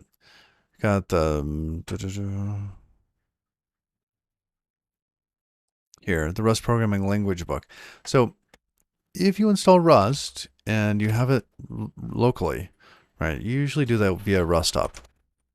And RustUp has this doc page. So if you do RustUp doc, it'll take you to this point here, at which you have the book, you have Rust by example, you have the Rustlings course. So depending on which way you like to learn, I would suggest getting through, a bunch of the chapters just so you can kind of map what you previously know to what to what you're learning. Then either of those, I also like the exorcism.io course, and Easy Rust is just so chill. Right.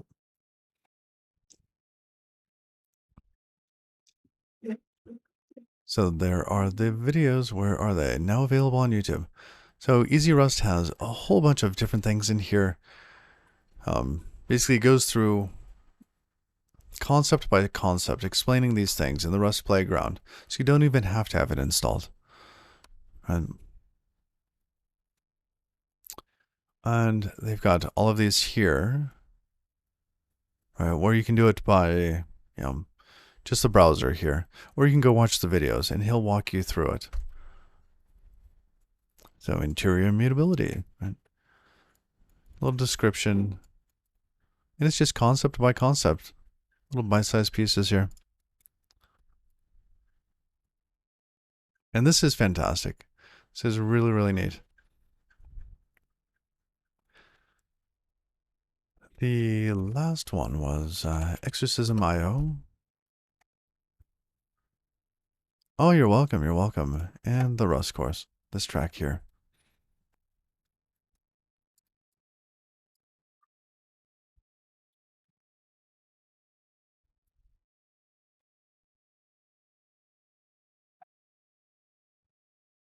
Okay. So we are coming back here. Now, we need to know how to do an if config. Was there one in util? Config if. Oh, if config. So we could do this, but then we have to know the Rust config, what it is for debug. And I figured this out in the past. I don't use this very often, so we're going to go looking through some old code over in my source repo. Legacy ext. This is in GD native ext tree. Did I split this up? I might have. Yeah, I split this up. So I don't think it's in here. Oh, it might be an error. No. Nope.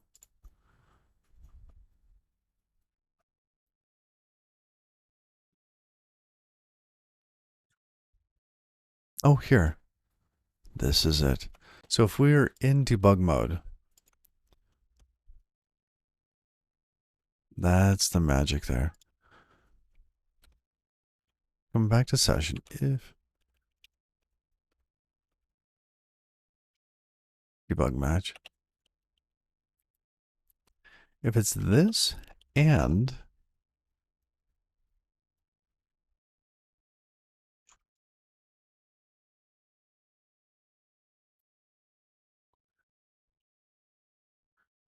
where is it? Here. Okay. The refer host name is this, and the refer proto. I know I could just say if it's debug, but oh, what is source set? Source set's like alternative to GitHub or Bitbucket.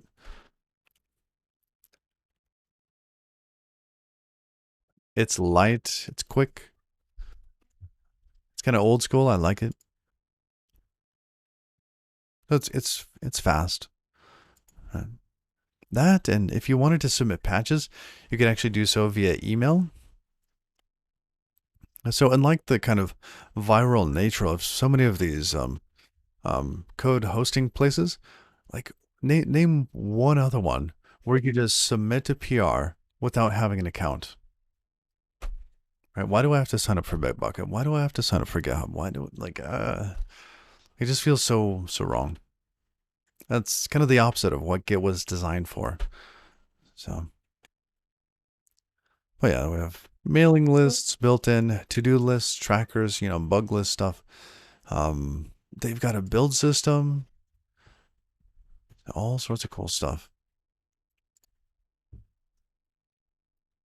I think I'm paying like the $10 a month thing. But I really don't mind because these guys, they're working hard to build up this stuff. And it's all open source, so you could run it yourself.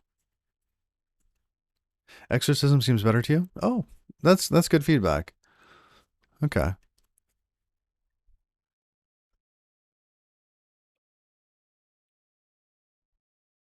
that's interesting because I know some people learn in different ways, right? A good buddy who would just read the book. Just I'm going through the book and that's what he'd be on.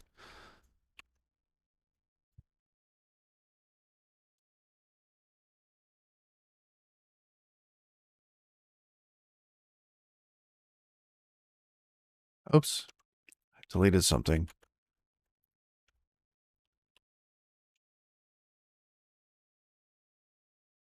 So if those match and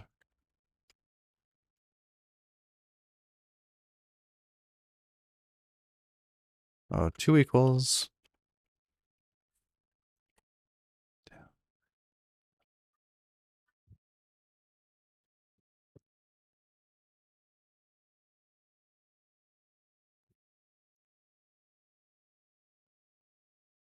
All right, let's try it again.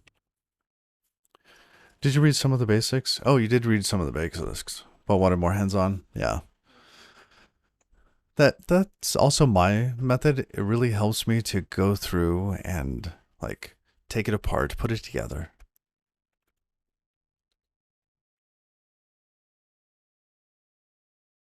Here's login.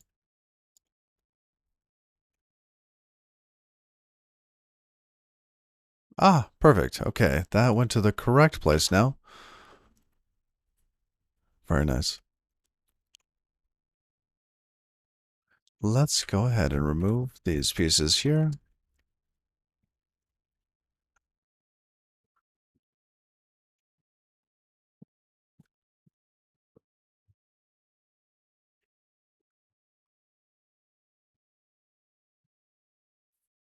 Yep.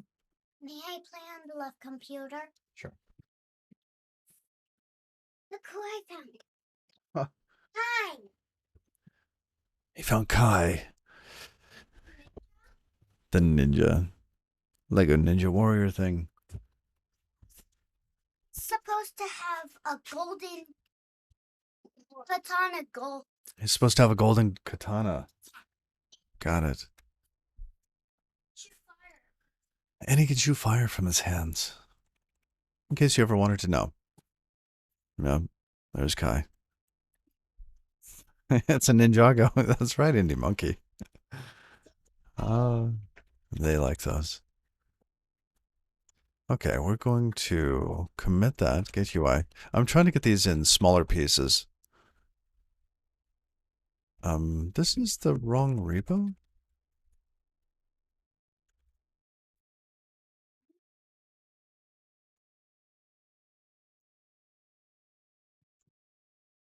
There we go. That, yes. Oh, that's just the cleanup. We can include that in any of these. Okay, that's fixing login. And we should run the login test just to make sure. Because we're doing that now. Cargo test, login. That'll run a Chrome driver, all that stuff. It's our test framework. Okay, that worked. Great. Let's make sure.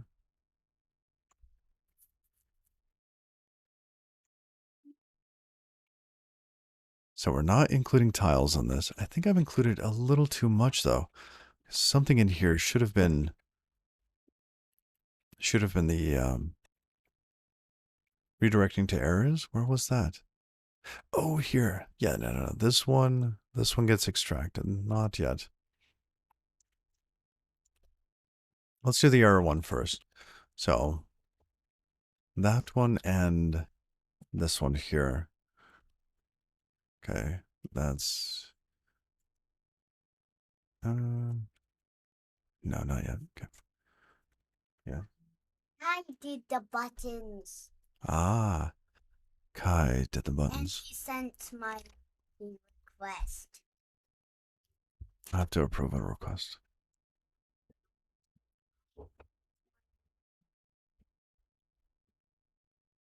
Okay, That's done. Ooh, no starch press. 30% off.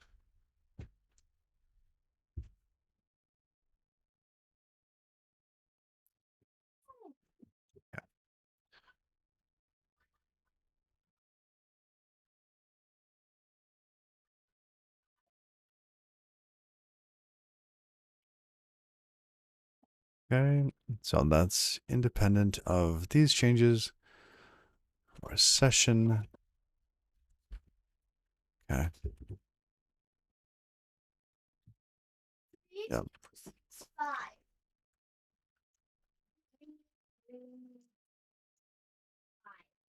Development login fixes. All right, back to our tiles.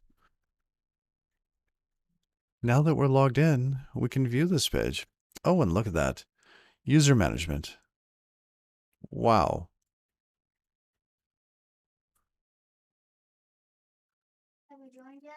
That's really big. I mean, maybe we do like a 2-tile.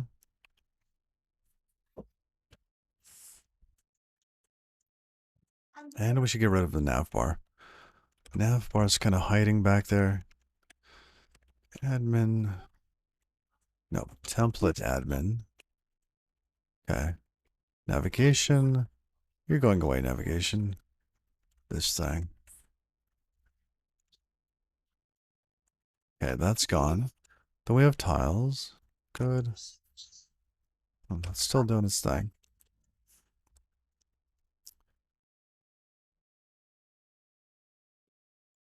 User management, it's actually really long. That and the paragraph type is really large. Let's go to Bowman. Let's knock that down a little bit. So here it's just,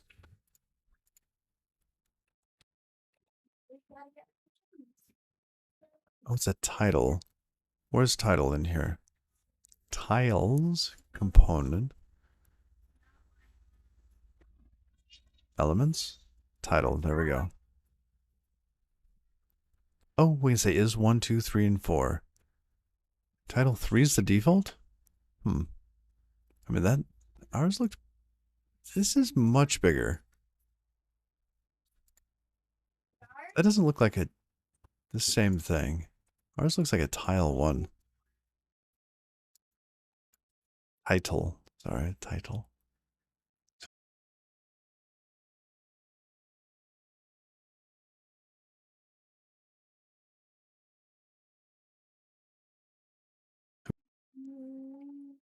Oh, this is 4? But that should be specific to something else. That's not this one. Oh, and thank you for that follow. Marksack. Good morning and thank you. Oh, 170% zoom. You think that's it? The zoom? Oh, touche. Touche. Okay. No, that is much more reasonable, isn't it? Let's reload that. Enable to connect.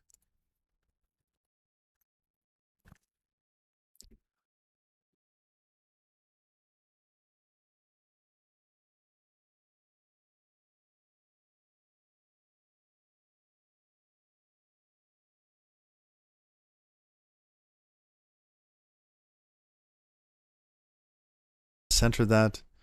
Toss on some padding. So how did we center the... With columns. We used columns, didn't we?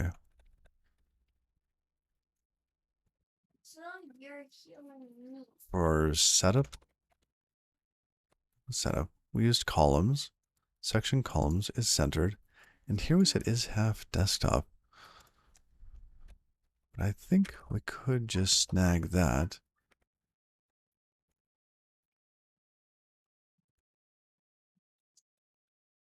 Forget it doesn't format inside here. Now delete all users except for myself. See, that's one of the things where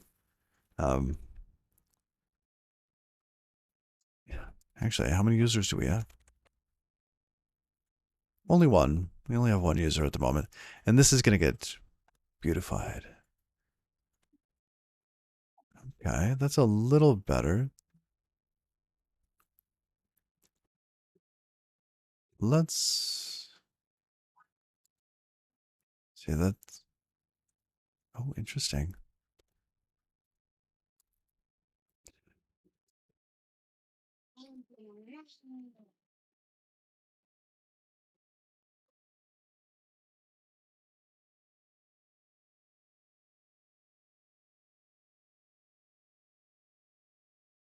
One more.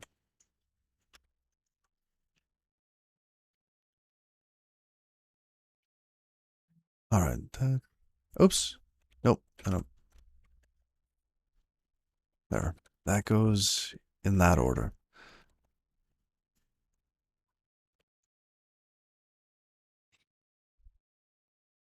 How big is that now? Now we're approaching 300K. Oh, ew. That's because it got constrained, but it's still not centered. Why is that not centered? Let's go back over here. Yeah, we're gonna drop the size of this so we can see it.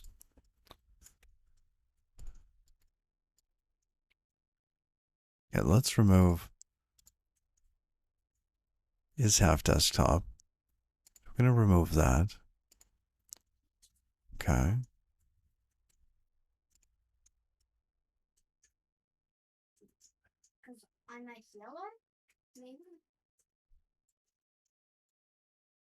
See that there. Is this a polymer front end? We're using Bulma. Bulma, Bulma. I just want a little bit more space on the left and the right. A little bit more centered. And currently,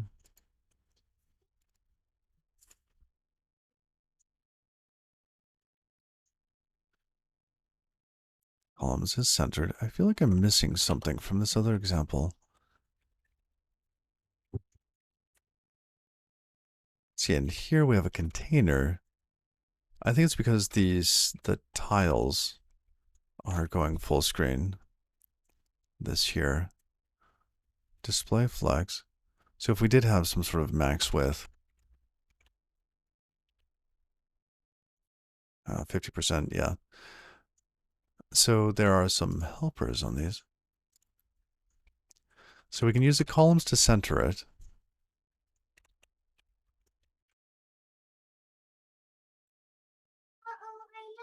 Oh, no, no, no. That stays there. And this is a container that is that. And this has a margin top of 6. Okay, interesting.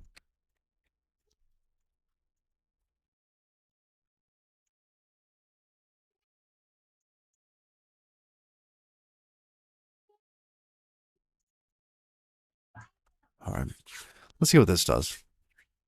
Getting comfortable with Bulma a little bit more. I'll figure something out though, and then I'll forget how I did it, and I have to go back and look.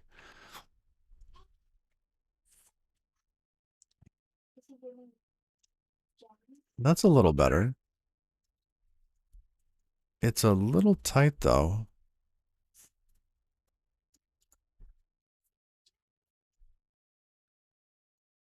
And if we remove the is max desktop bit,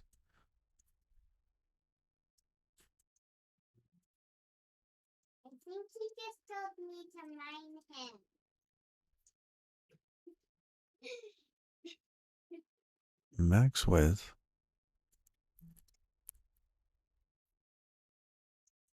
that's odd.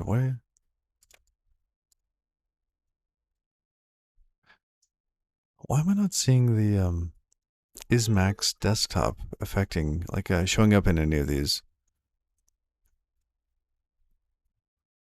Strange. So if we remove that, yeah, same effect. What is the HTML framework? We're building it. We call it mimeograph. So the HTML here, we're actually using a library called mod. And no, it's just So it's here. And I like it because it's fast and it's got a very small footprint.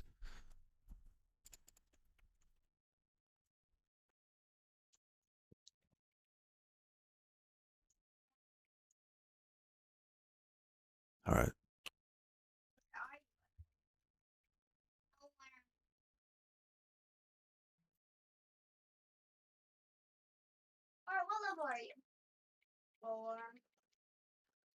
See, that one stays there.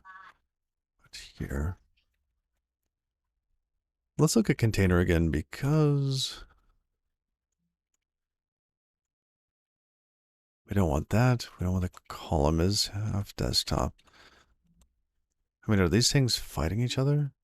Let's try it again with this one. Like that, because it should have been a little bit wider. Did it finish building? Oh, it died. Should set that up in a loop.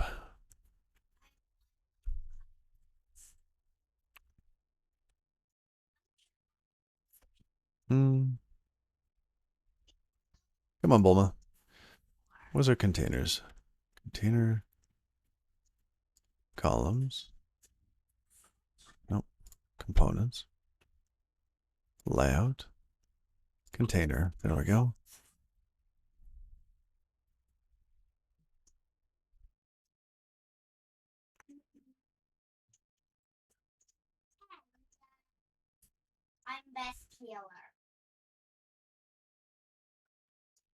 And maybe we should flip these. What if we flipped it so that the columns were inside of the container? Or we could put the container class on this.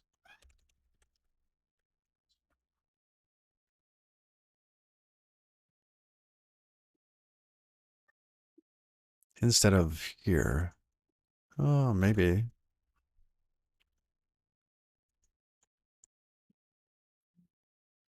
Just trying to get this framework working.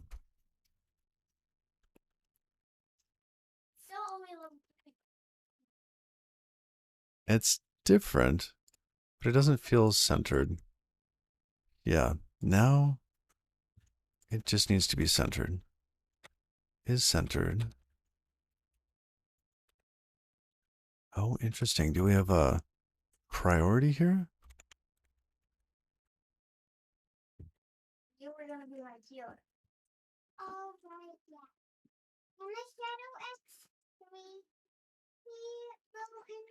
I keep trying to add more and more to like one element when I should probably be separating these out.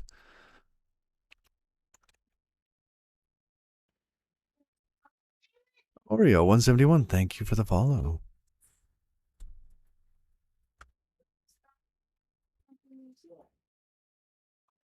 Yeah, see, it's basically.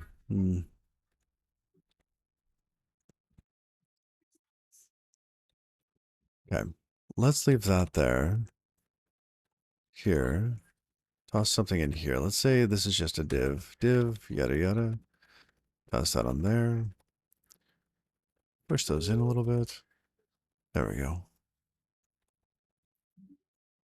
So we have column there. But this needs to be. It's the columns with a column.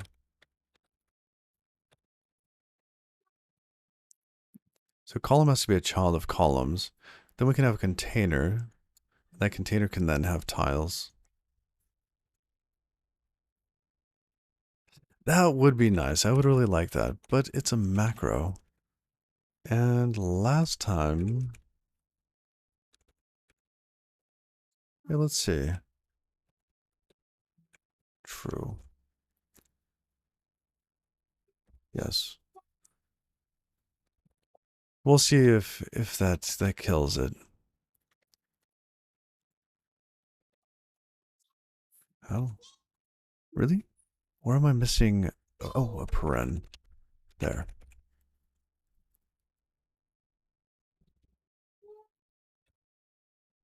Well, it seems to be Now it's saying it's not expanded yet.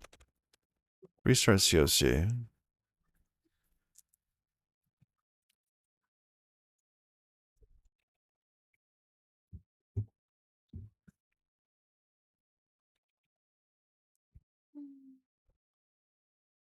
All right. There we go. That's what we wanted. Just a bunch of tiles in here. There'll be 3 wide. I'm going to add some extras.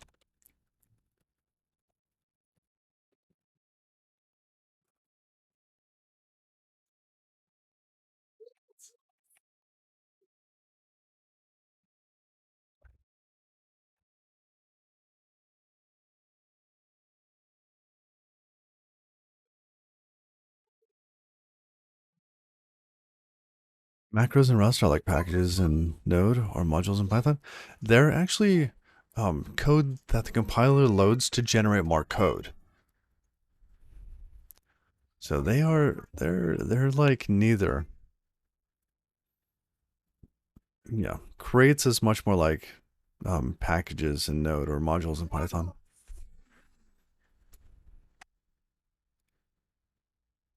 All right, we need 1 paragraph with a shot of Latins.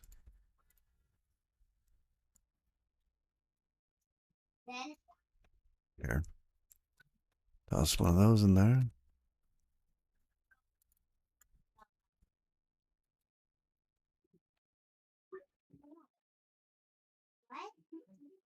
Yeah, see, proc macro server crashed.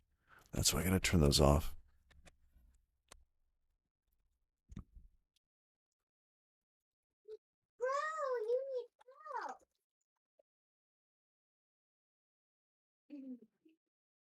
You wonder when the term library becomes obsolete? Huh?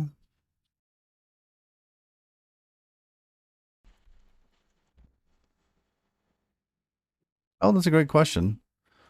Oh. I'm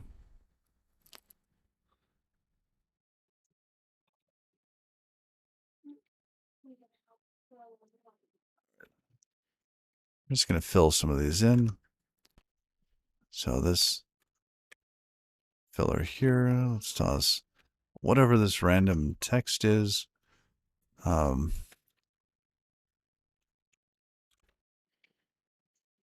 right. And let's just grab some more here.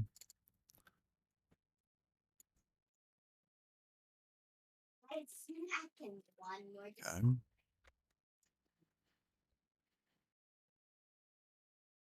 Let's do one more of these with a random hipster ipsum, and then we'll copy paste some of them.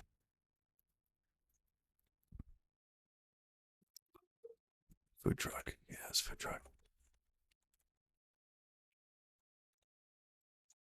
Yes. Okay. And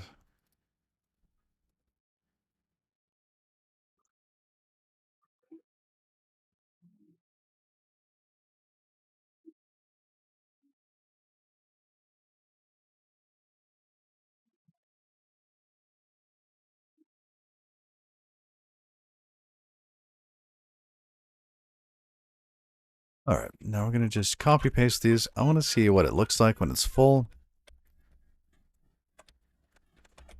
There. What are we building, and which HTTP server crate are we using, if any? We are building something called mimeograph. If you took WordPress and Wix and all those website building tools and just took them for inspiration, we're going to make one of those. We're using Cloudflare's Cloudflare's workers, so it's serverless, right? It runs on their edge network. Now, we have to build the HTTP framework that we're using, right?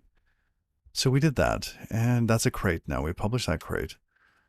The docs are a little old. That's on the to-do.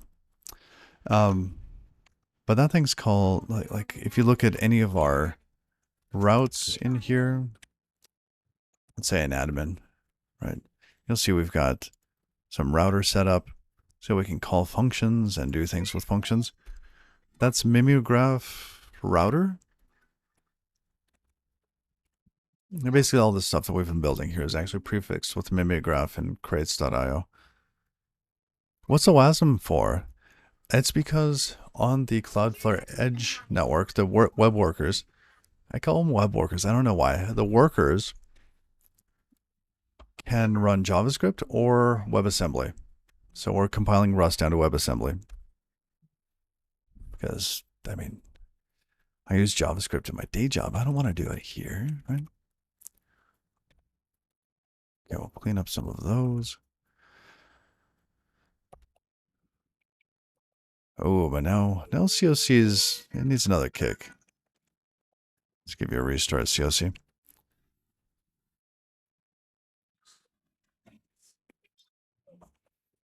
Yeah, so Cloudflare's workers, they're running inside of a V8 instance. If you're familiar with Chrome, Chrome uses V8 for its JavaScript um, engine.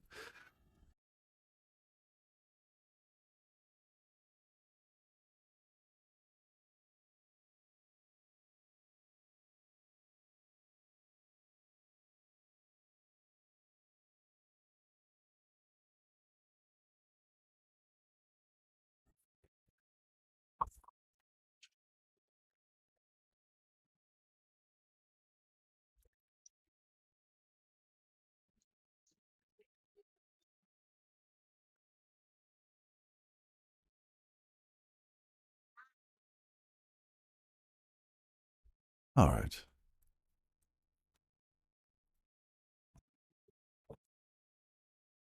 let's connect locally. Oh, that didn't go the way I thought it was going to go.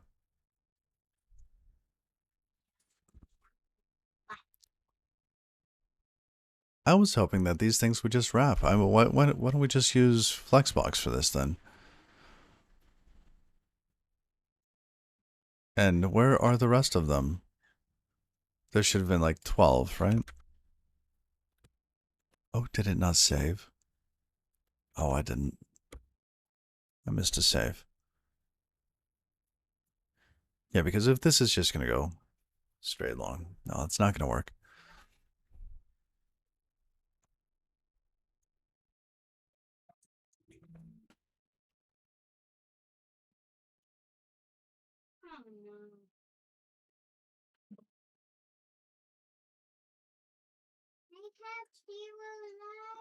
Yeah. Oh, that's a failure. All right. What else does Bulma have for this stuff? Helpers, Flexbox, is Flex. Wow. Combined with is Flex, all of the Flexbox CSS properties are available as Bulma helpers. Nice. Flex direction, flex wrap, justify content, align items, align self. Fancy.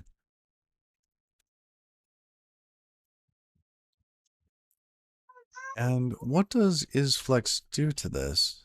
Here, let's. And I like the little tile things, like isChild and all that. And maybe. Hold on. Let's make sure that. See, why didn't we get this? I know that this is a nested thing. Is age, right? Okay.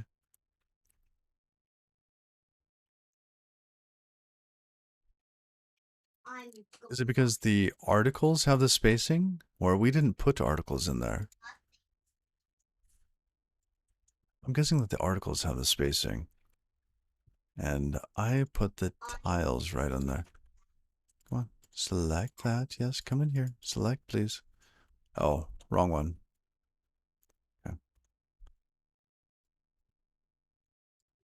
Ah, yes, yes, yes. That's the difference.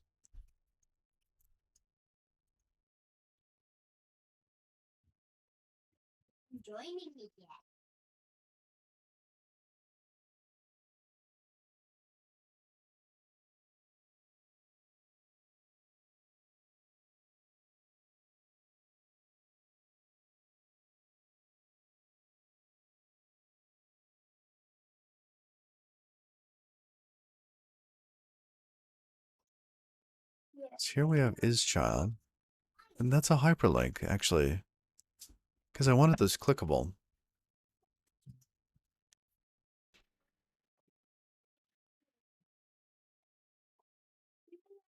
Well,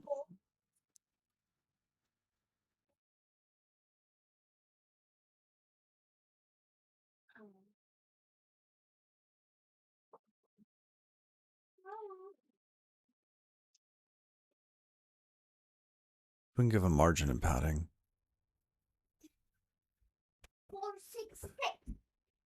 But the wrapping, why did the wrapping fail?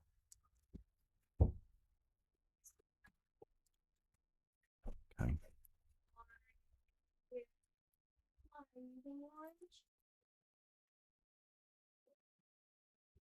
Oh, wow.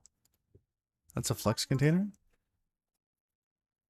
Oh, it's display flex. Oh, these are all his ancestors? No, no, no.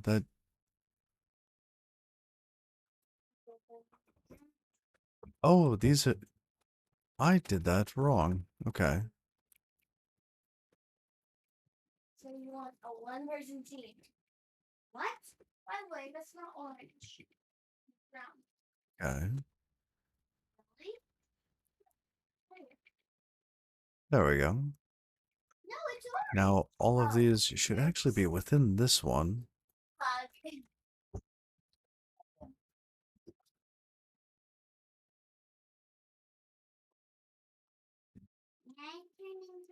Oh wait, I'm gonna stand Yep. up. That's been my fault. Okay.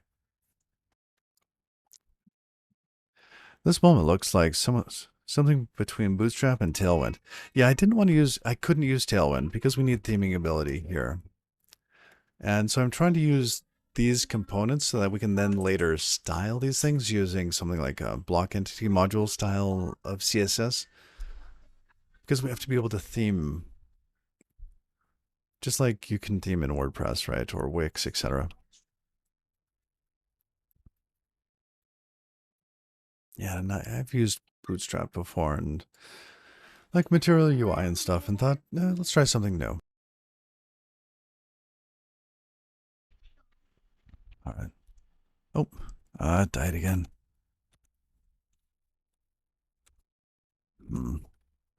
Dev. What is it? While true, do this and oh, unexpected end of file. Done. There we go.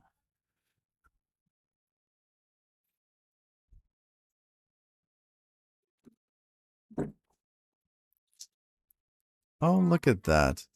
Now they all go that way.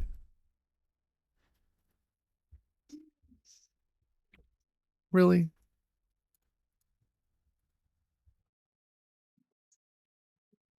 Ancestor, child, child, child, child. Why? Display flex, yes.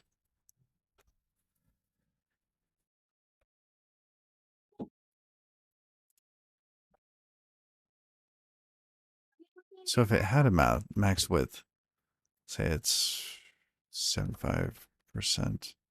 No, no,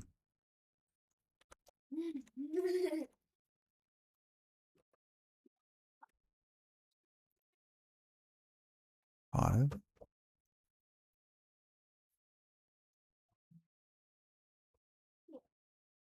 Grab the shovel.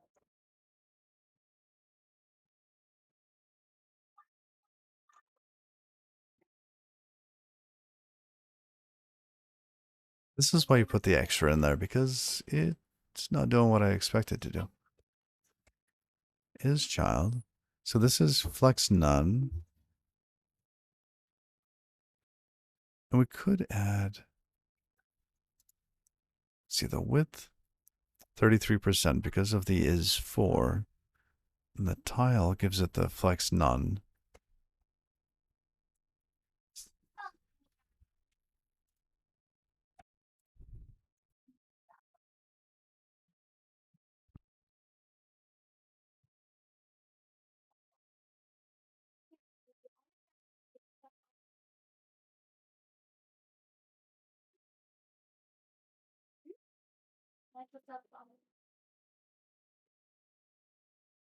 What's the difference between is... Okay, let's look at that again. What does is parent do?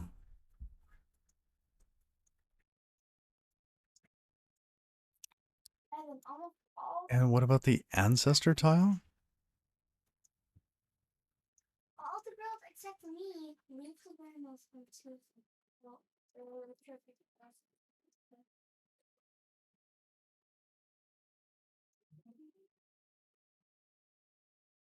You need at least 3 levels of hierarchy.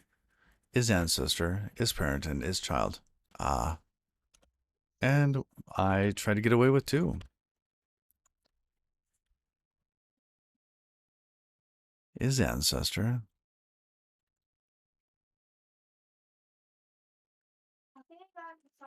Is parent.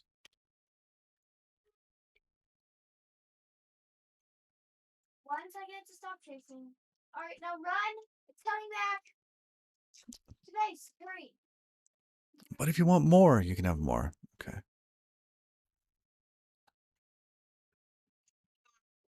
Boo! So let's see, this wide column here. I was hoping they'd describe that there.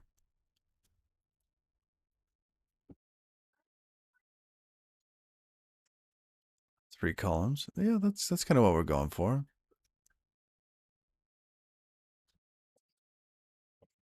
They're managing this much more than I want to manage it because I don't want to mix these things up.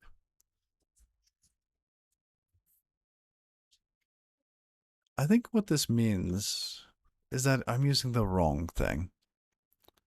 Because I don't need something like this. Is more like a cool page layout thing, isn't it? Like you wanted a couple columns or like this very specific layout for a piece of a page. Well, I just want this thing to flow. I feel like I should be using the Flexbox bits on this instead. And instead of using his tile, did they have elements? Yeah, maybe we do something else. What's a block? Oh, okay, it's just spacing. A button? Nope. Title, tag, table, progress bar notification, image icon, delete content. What's a content? Hmm.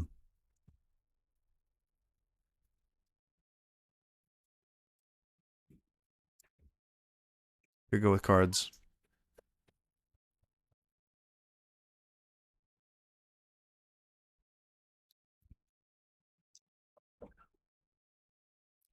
With card header and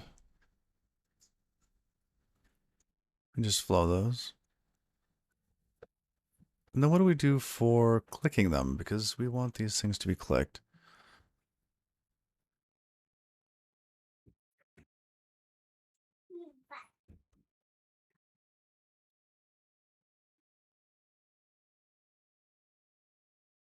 The weird purples are coming! Hurry, space! Okay. So we're going to do card instead. And we're going to use Flexbox. But we want it centered, so we keep these. And then everything in here we're going to change. Now, for the Flexbox bits, we've got these helpers here. Now, what do we do with this? Oh, we've got to scroll all the way down to be able to hit these.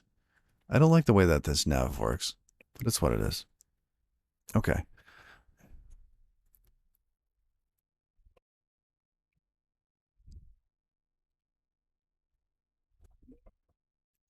I mean, it looks like we just have container. We say dot is flex, and now it's a flex box. Okay, let's remove these.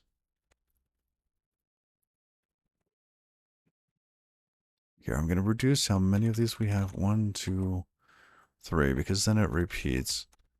After we get it cleaned up, I'll duplicate them again.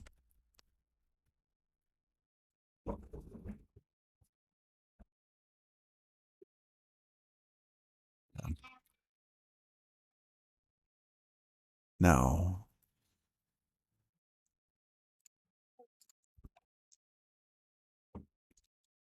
flexible and composable component.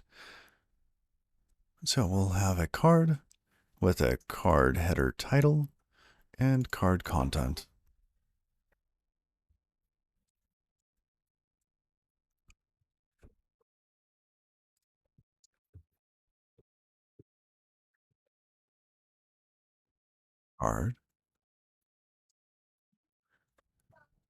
Card header title.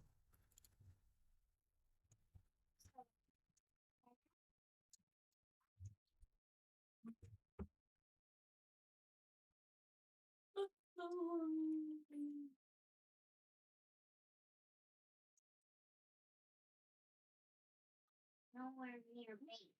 Got it.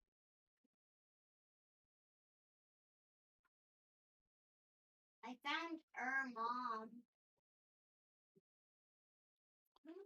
Why would you do this like that? So card header title.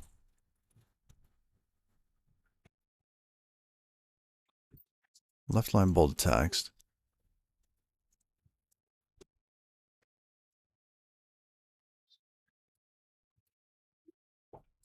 Do we want the bar with a drop shadow? I mean, this here doesn't. I guess it is straight down. It just looks. Let's try it. Oh, why not?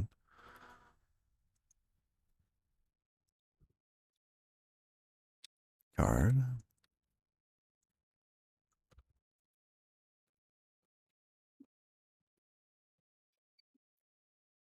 Card header.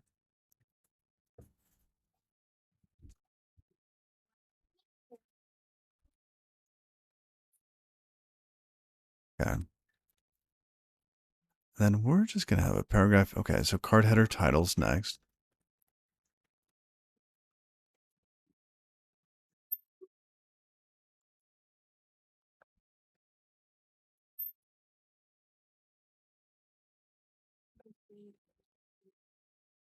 Oops. All right, let's just.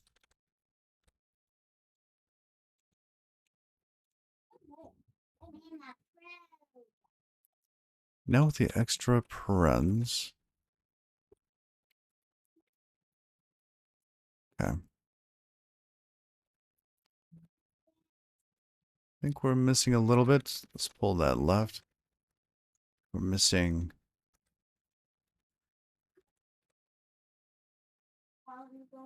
one parenthesis. There we go. So we have card header. Then we just need card content.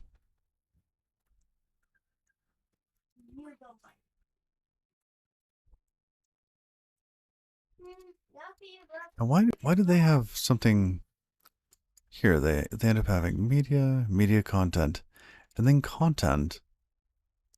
What is that content? Interesting.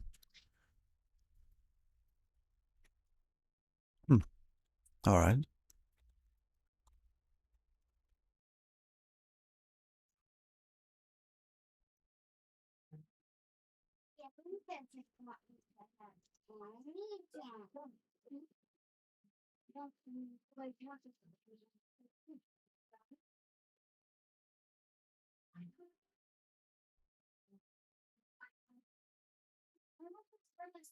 Content.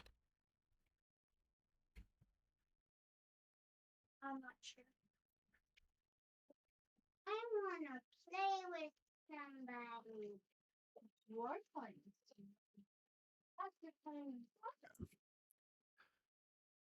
Let's clean it up. See, this subtitle bit, I think, has to go.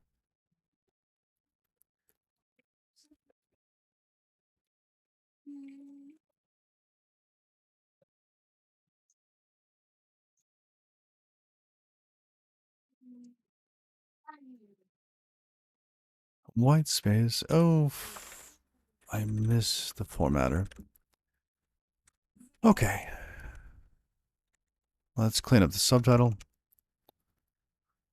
Wait, that one's not tabbed in correctly.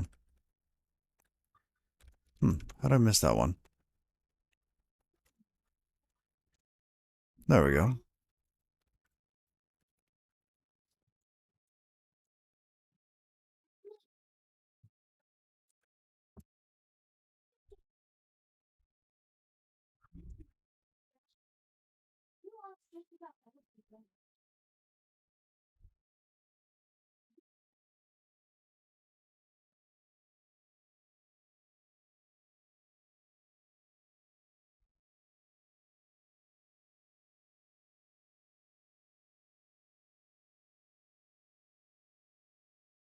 Oh, look at that.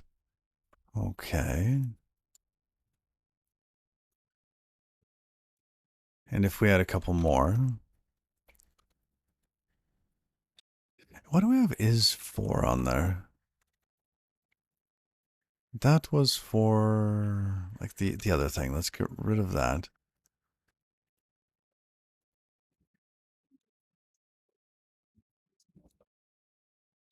Is it a box? What is box?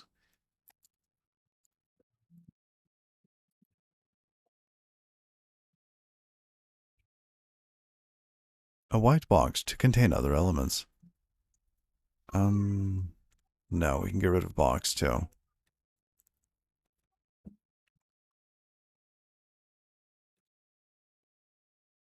And is child also goes away.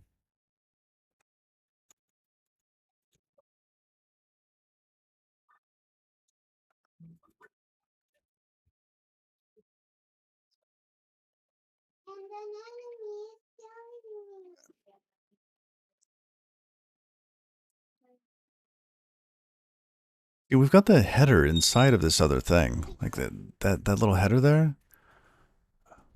Oh, look, they're kind of clickable. Is that because of the anchor? Ada card.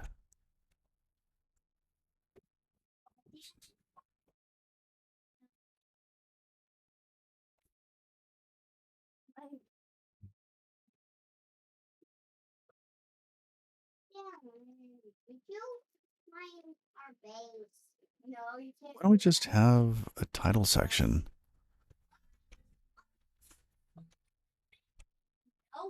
Because if we got rid of the card headers, it wouldn't have that funky bubble around it. Although it doesn't. I know, I keep trying to use their components, but it feels like I want something else out of it.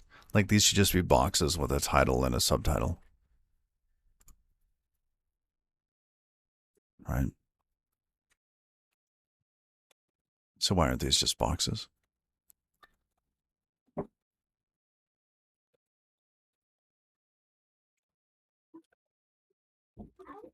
One, two, three, four. Okay. And get rid of that.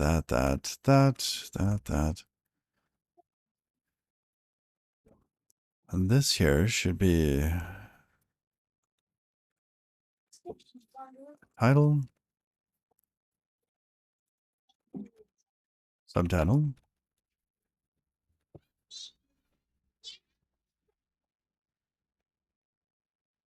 That looks all right. See, what does that look like when it's compiled?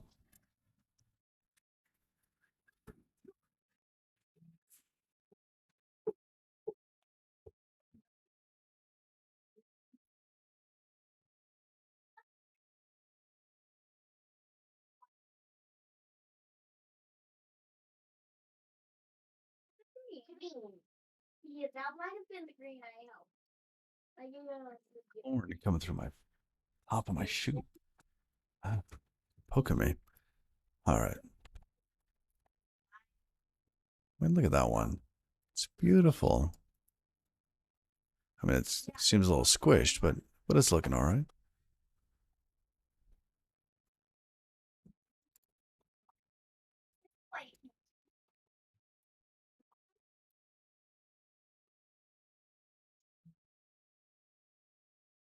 Oh, interesting. And now this feels like it's.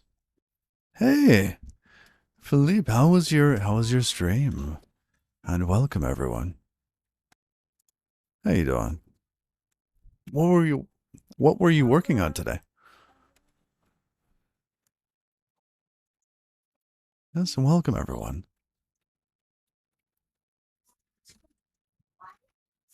Not from other players. Yeah.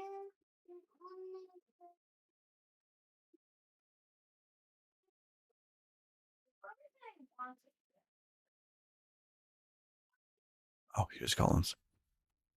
Oh, polishing a game jam entry. Oh, very nice. Very nice. How am I doing? I'm doing all right. I slept in today, so we're going a little later than normal.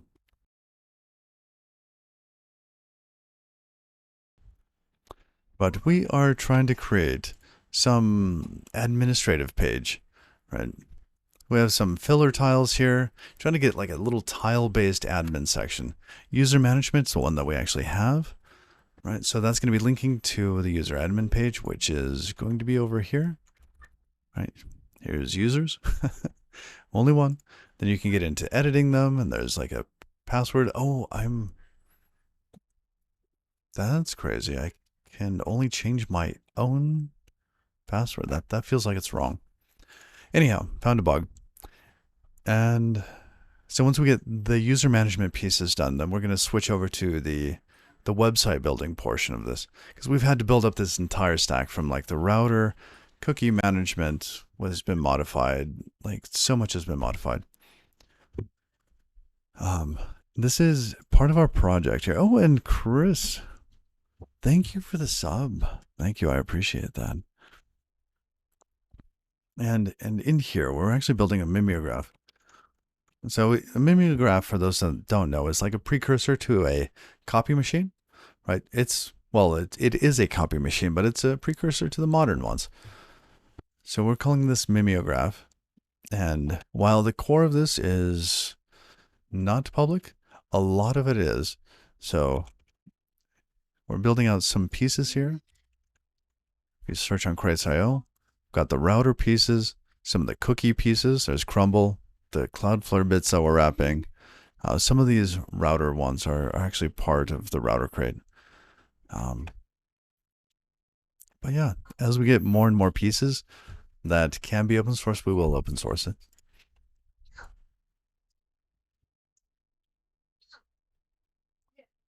It's been a fun project so far. Working with Cloudflare bits, even though we're like on the beta for some pieces, it's still been really good.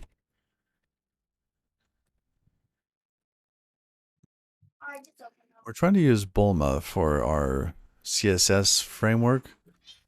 I wanted something that was just like off the shelf that that we could then customize, right, and theme. So later we'll end up with some other themes and stuff like that too. Specifically on like the client side, like where the website is public to the world, I don't really care about theming the admin side. That can all look the same. But when we start to build out different components, we'll end up using, like we learned earlier, some of these where was it? The tiles. Tiles seem like a great way to organize a layout for a component, for a widget. So we'll end up using tiles for a lot of that. Where is it? Is it in here? Oh, there it is. All right, but I'm trying to get the columns to work, and I'm struggling with it. And it's mostly my fault because I keep trying to use other things like the tiles instead of just using columns for this. I was using them for the wrong thing for the wrong purpose. All right, basics. We have columns, first, second, and third column. All right, sizes.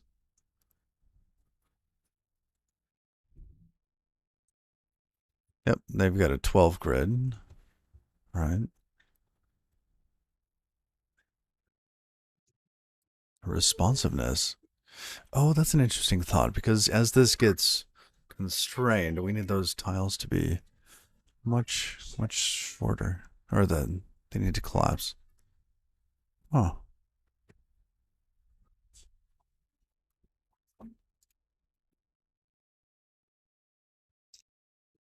Okay. Nesting. You can nest columns to have more flexibility in your design. Columns, column, columns, column, and so on. The difference with multi-line columns is the order in the HTML code. All of the blue columns appear before the red ones. Okay. Gap.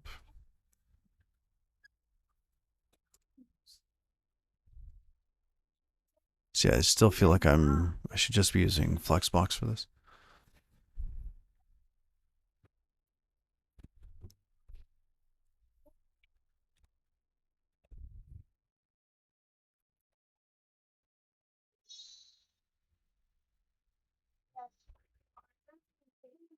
Yeah, let's just do that.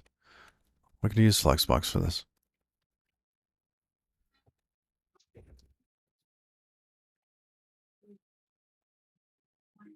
Hmm.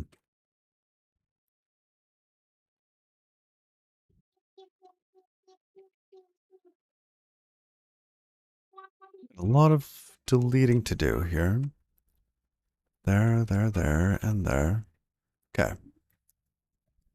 So we're going with card header. That will be title. Okay. Now this one.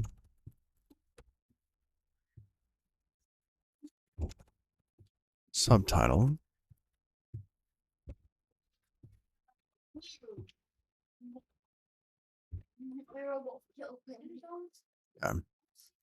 Interesting that subtitles stayed white. That's so weird. Okay.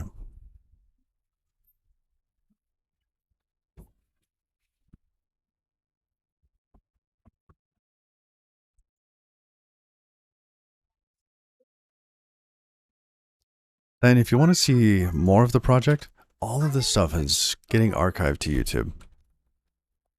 So we've got YouTube there, and we've got a Discord for just hanging out doing some Rust stuff. Because we end up having a lot of different projects. We've got this MMO game we've shelved for a bit. Audio-based psychological thriller game.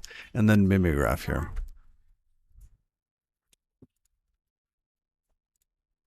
Alright, let's go back here. Reload. Oh, look at that. They are different sizes. And they're not wrapping. Why don't they wrap? Okay, and they should be a fixed width.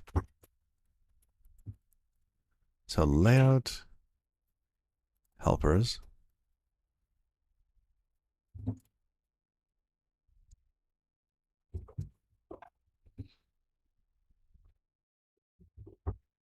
Wait, what?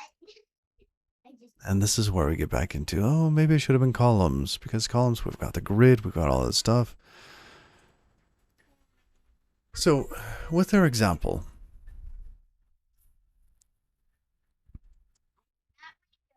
so these are the individual columns, right? But see, I'd rather use grid or something else.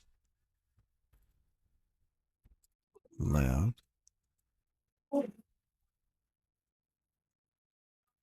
Doesn't seem like it exists.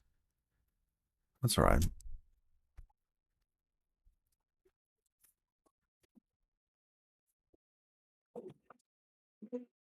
Pumpkin Paw, thank you for that follow.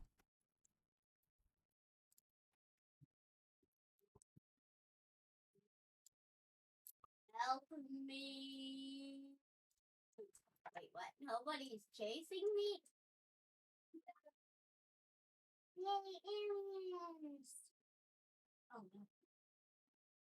Help. Yeah, like it should be absolutely on there. King03, thank you for that follow. Let's take a look at this. Now I bumped the font up on there so you guys can see it. No, it's a little constrained, but let's say we have this. Got is flex here.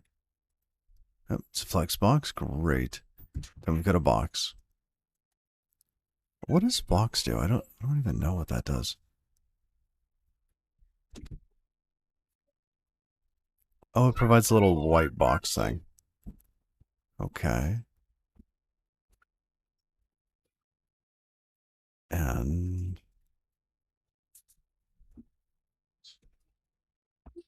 I want a width on that. Like a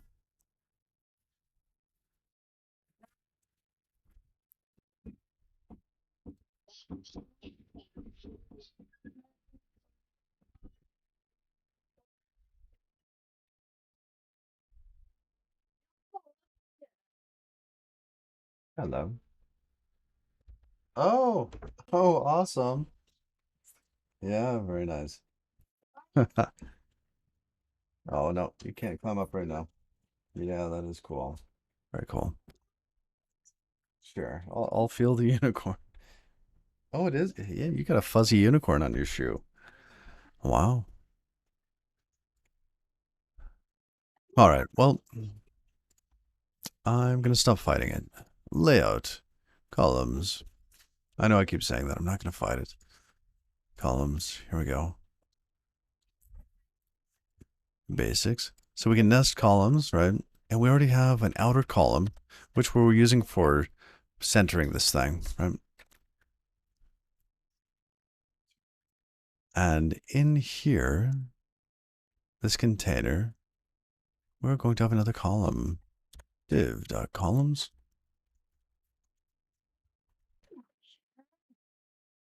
Toss that in there. This has to go in too, because we're going to do another column. Column 1 here, like so. Then we have a column, right?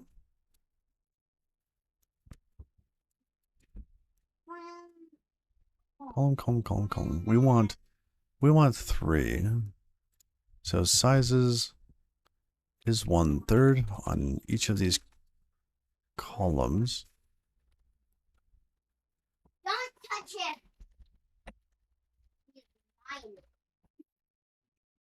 All right.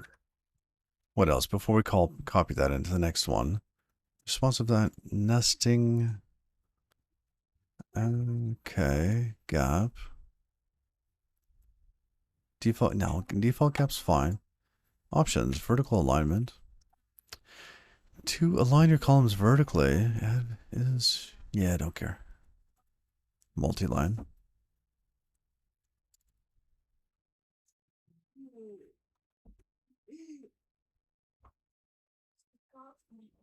Oh.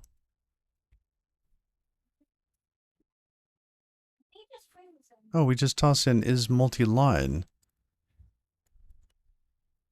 Oh, there we go. Read the docs, Halsey. Is multi-line. And then this column is 1/4. So then each one of these is just column. Okay, that's that'll work.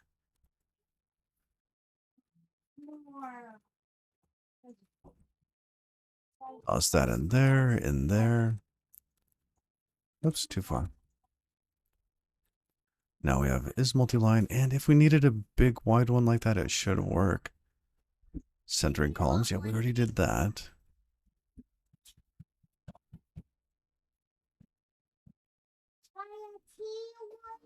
Are resizing to see centering in different view sizes. Wow, look at that.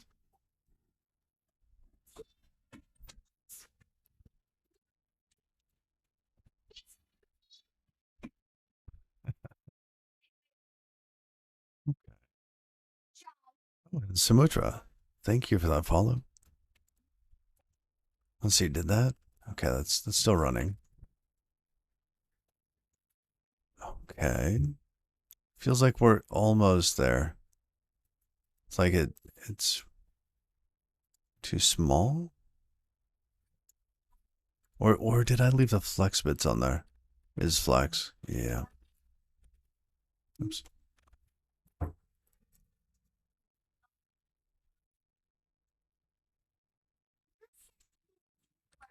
Columns is multi-line.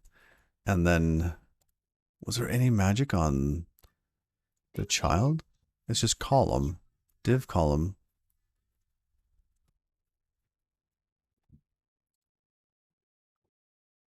Is 1/3. Seems legit. Ah, there we go. Oh, and look at that. If it's longer. Huh.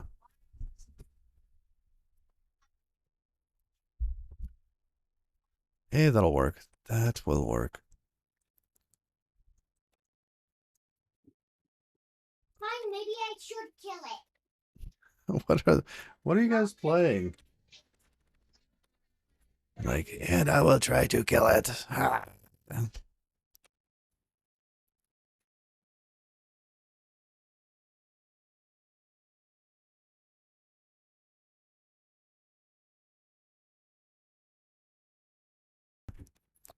All right. Reload this. Gonna reload. Did I save? Thought I saved. There it goes. Okay.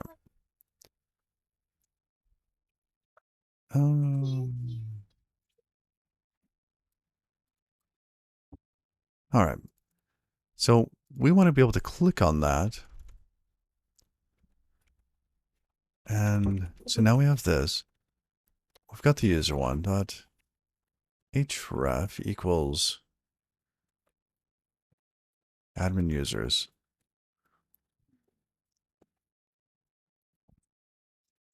All right. And then once we go to that location,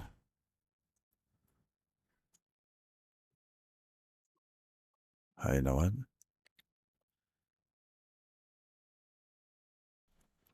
All right, now that this kind of works, I'm actually going to delete the extra ones because I like how it is. Seems like it's going to work. We don't need the extra garbage in there. Okay, test over. User management. Add, edit, delete users. And what sort of role do you need for this?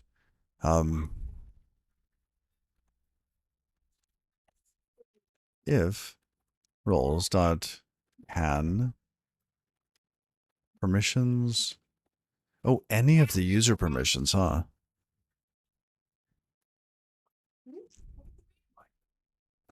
Oh, no. I guess you would always be able to edit yourself. So maybe that one's always there. It's just who shows up in the list, right? All right. Did we get all of those?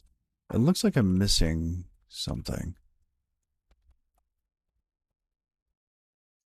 Did I miss paren somewhere? No, it's just the editor is screwed up. Okay.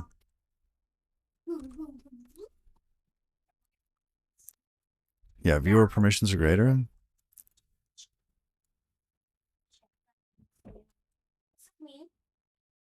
And then it goes into like a mobile mode.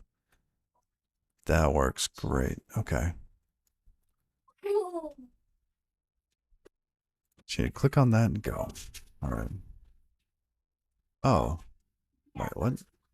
Unterminated double quote string. What's an admin? 67? Oh, did I delete something there? Oh, here. No, they're saying I missed that quote. There we go.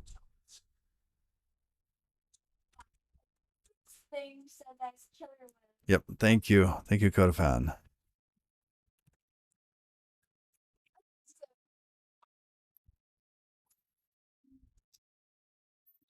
I like the tiles. Tiles, I think, are going to help explain things to the users as they get into it.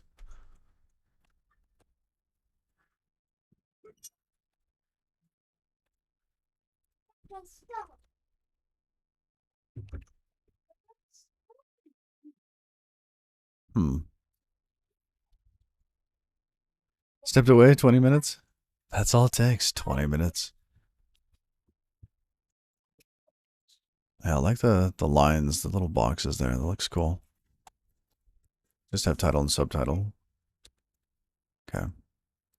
And it didn't refresh.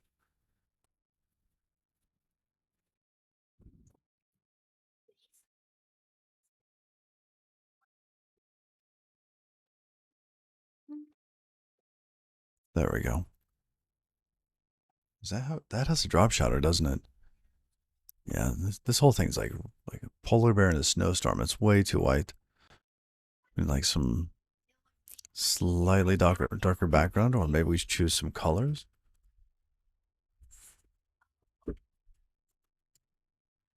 How do we have this set up? Oops. Nope, come back here. Yeah, we could give it kind of a gray body or something. Just a touch of color, right?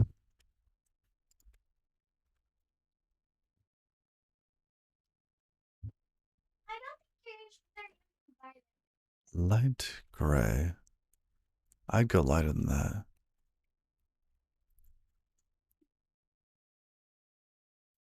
No, no, no, no, no. Something like that.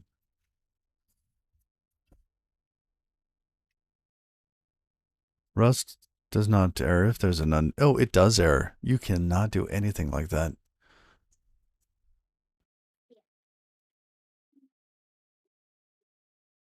Slap a trapper.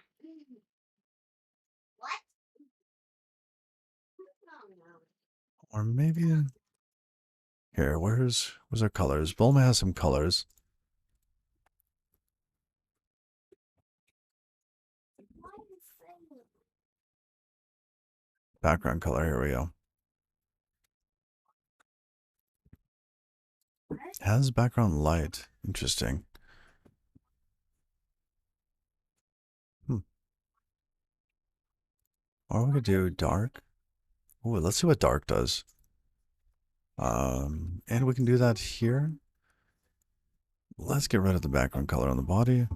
We're gonna go to this one here, this container. Let's add a class. Ooh, no. Station is under attack. I mean, maybe here.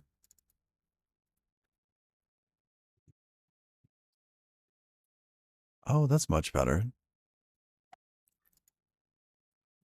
Oh, I like that. All right, so that's on the section.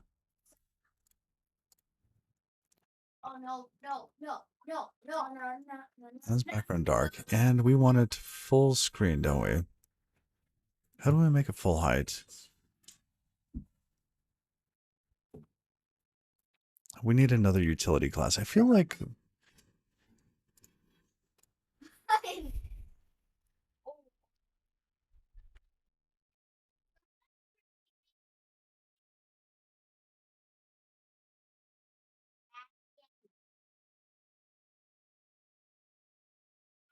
Bye bye. I'm not hard, yes. Why?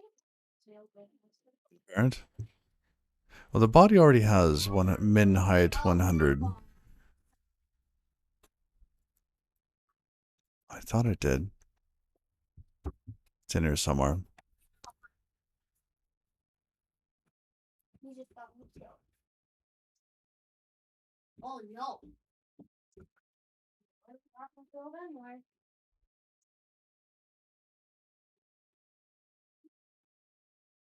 Yeah, these, like, section isn't naturally 100% view height. So, see, 100% won't do it. You have to actually give it a height. And it's going to be the height minus whatever the nav bar height is. So either we wrap the whole section, let's do that. Let's wrap the whole thing in like a background color.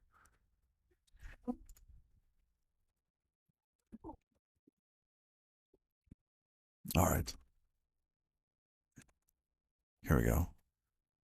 Div dot has background dark. And that has both of those. Now, that'll be the whole thing, but is there like a utility class that gives it full height? Other.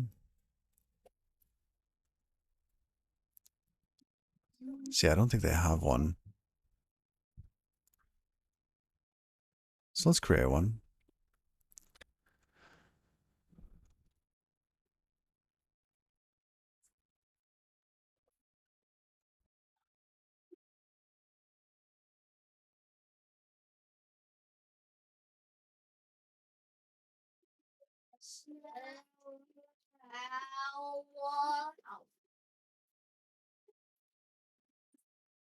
They'll solve it. But you'd think a flex layout on a top level or a CSS calc.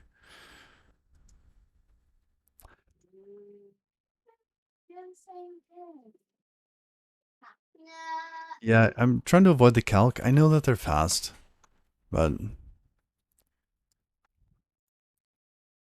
see that we would have to actually get the height of that bar because that bar is actually going to be themable, right? So we don't know what the height of the bar is going to be. We can't hard code it. So unless we could use calc for getting it,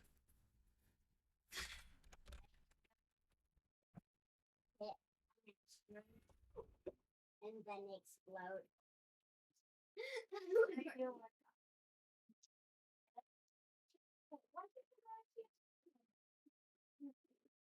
full height. So if we did that. I'm dead. Let's see. Is that going to work?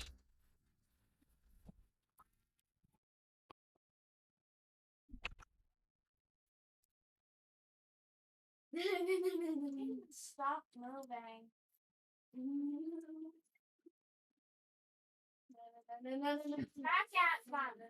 No. Unable to connect? Why? I think it died.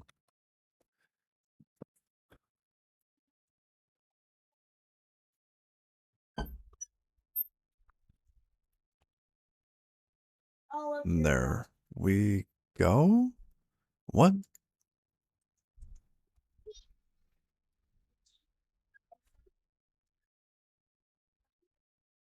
Oh, because the body's not full height? I thought we had that. Head, style, body, min height 100 VH. What's wrong with that?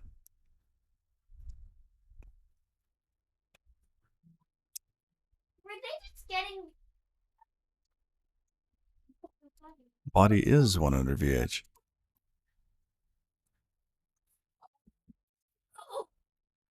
Oh goodness, they're having fun. Is full height.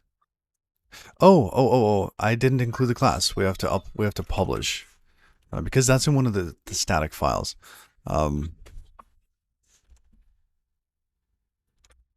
Upload.sh test.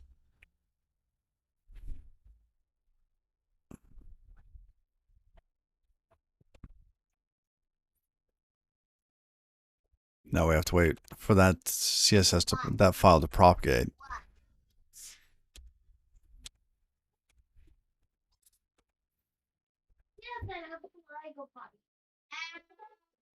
I mean,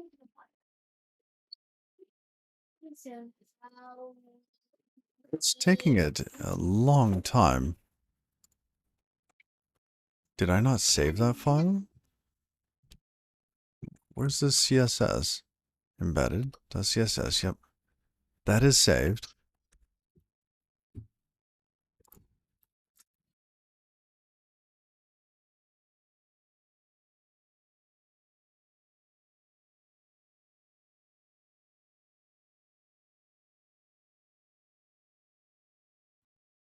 Then I'm so glad we got the tear down and create working again, working really well. So now we can just stamp out these environments. Ah, there we go. Ooh, look at that. So much better. Now we can go to user management and ta-da. That looks decent. It's not overly offensive with the colors. I mean, this one up here, that one's got,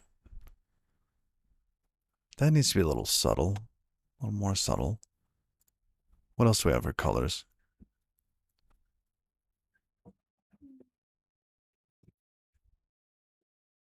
I mean, maybe this has background dark, link dark, or this one's nice.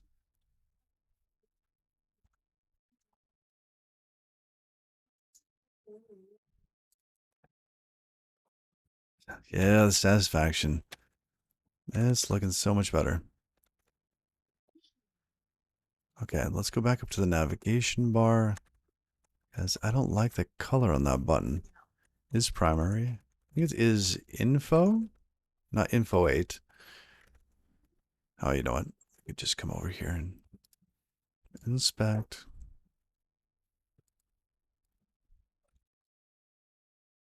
Oh, much better.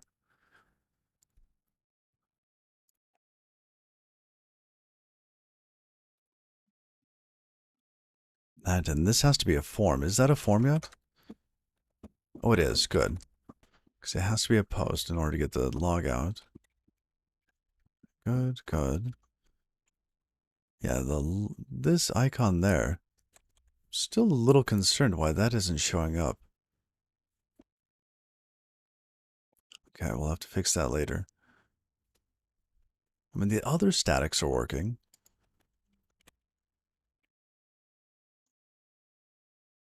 All right, we've got the embedded CSS. And the admin JS. Is the admin JS working? If we go into new, it is not working. Okay, so the statics aren't working.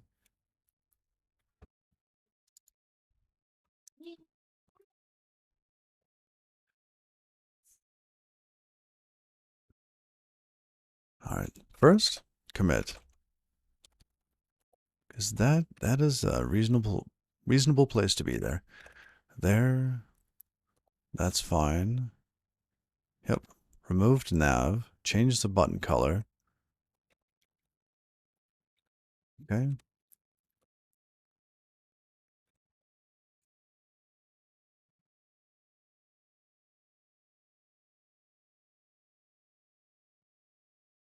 Added admin tiles.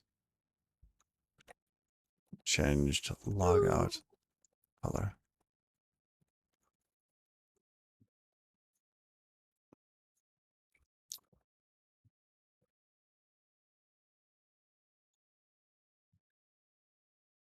All right, statics.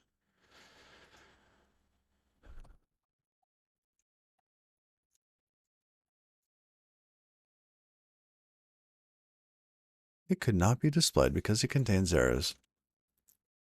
Fine. And here we say it's a 404. Why would that be a 404? I look different today. I wonder why. I'm older. Whole day older. Hair's a little fluffier in a different way. Yeah, I could use some help. I don't know.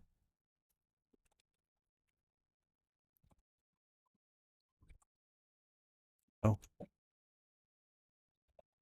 yeah. Keep that space.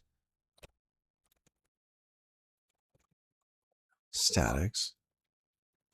Let's check the admin page. Cloudflare.com. Log in.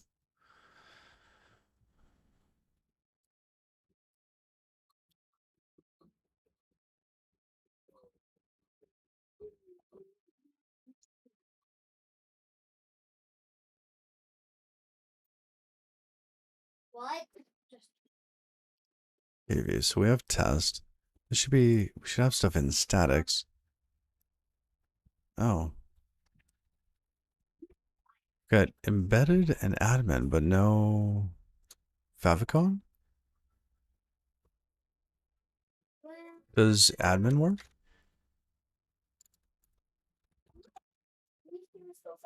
That one does work.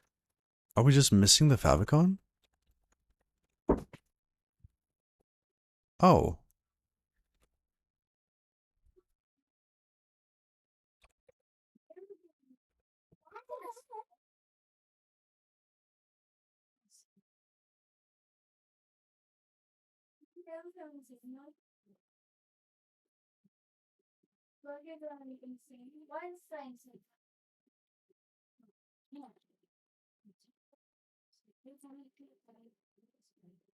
There we go. Oh, now you can see him up in the corner there. A little guy there. Admin. Perfect. Okay, I know I'm using the favicon for that, but if we click on site should um let's resize this. Okay, that does work. Good.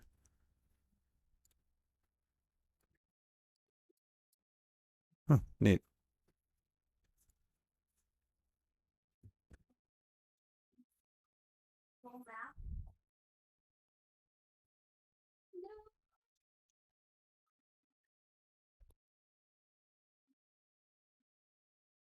Let's change site to like return to site.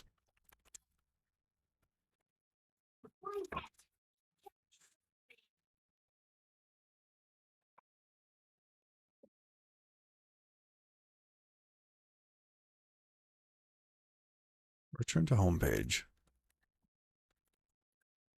There we go. What are the benefits of WASM? Well, there's actually a really neat where'd my mouse go? Oh,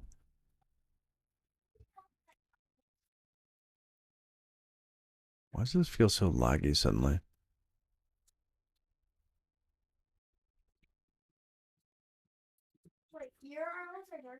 Huh. With the history open, that is weird. Um, it runs in many places, so you can run it wherever WASM can be run. Right? It's secure because of the sandboxing that normally happens. Actually, we had a link way up here. Where was that? That kind of described exactly this question very, very well.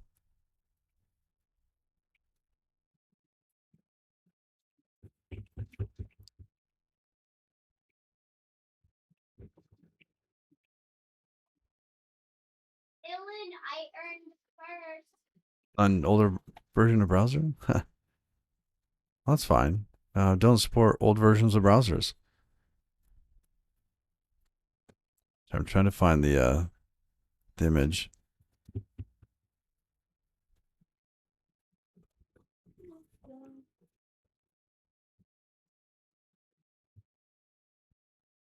Oh, here it is.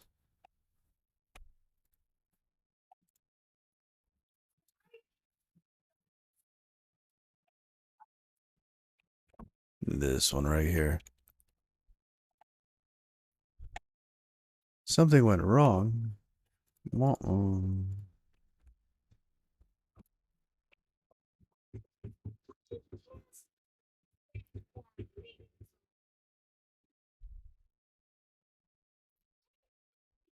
Right. It's portable. It's safe. You can support many languages, can compile down to it. And it's open source. There's many open source frameworks that you can use for embedding WASM. So there's, I don't know, this a nice little diagram there. You know, Java is portable and safe. NaCl, these would be that specific sort of plugin that you can make for Chrome. Right? You can build those and compile down to them, but they're not portable. You can't take them outside of Chrome. Right, this link? Oh, you want to copy that? That's here.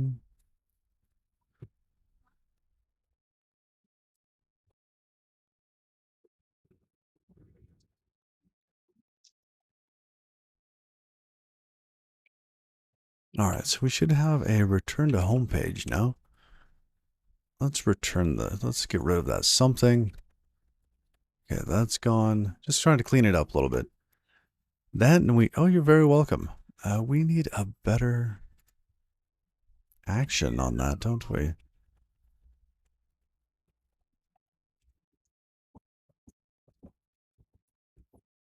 There we go. Homepage doesn't do anything yet.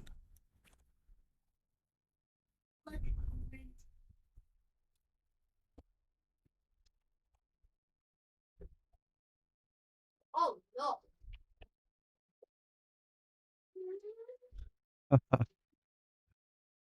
Did it not? I think I saved at the wrong time. Anyhow, um, that's an anchor, href. That should work. It's a little disturbing that it doesn't work.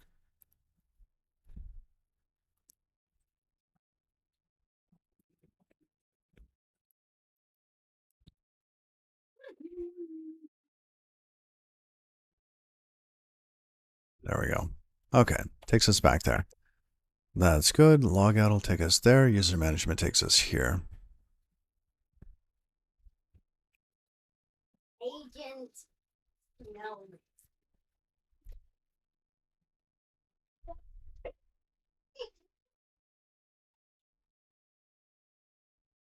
It still feels a little small.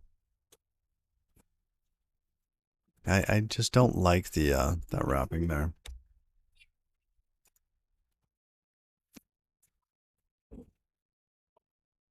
I killed the biggest guy in.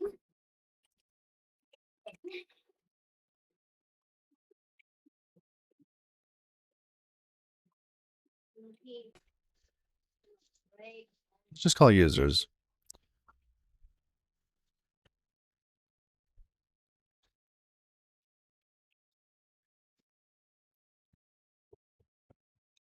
You're very glad to hear, little child, the sound of life. Oh, I thank you. Yeah, they're having a lot of fun.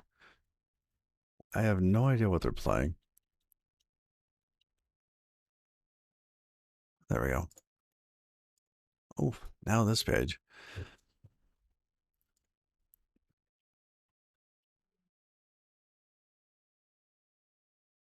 Okay.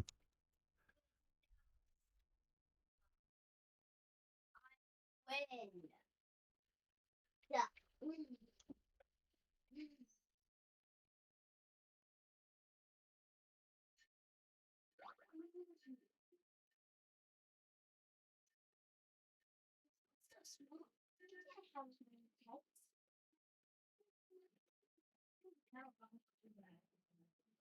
So where's this being used? This is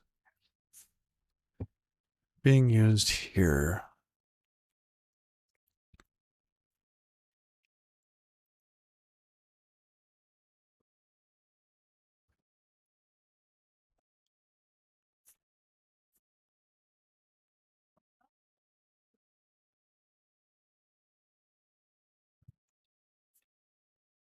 So we're going to get rid of these here. We'll push this all through admin.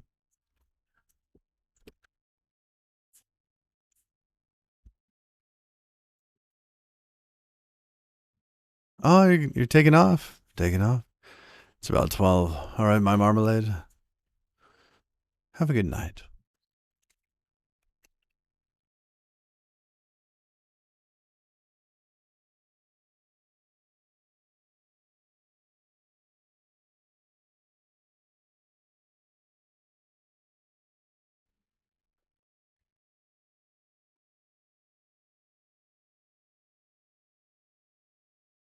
We're going to go into pages.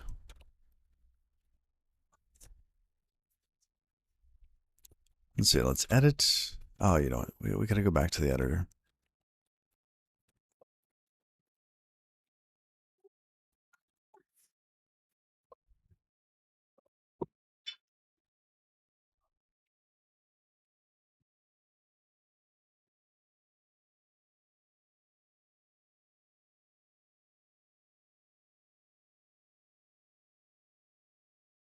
We're going to have the user list here, but this is going to be admin. And then the admin section will just have to look at those settings. Okay. Template admin. We need Flash.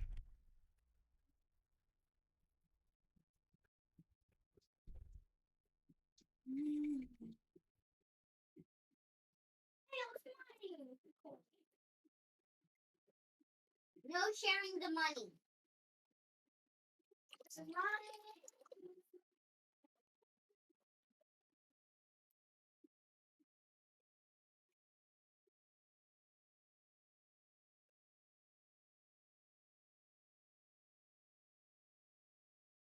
Lord puppy just drowned.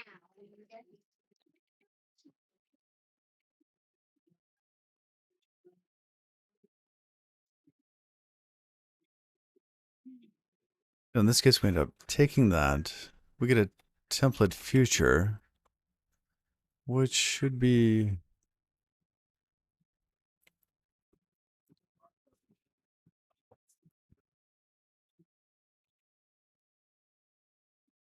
like why don't we have this just as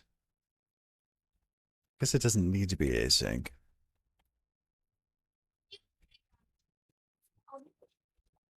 But in the case of an error here, what do we map that?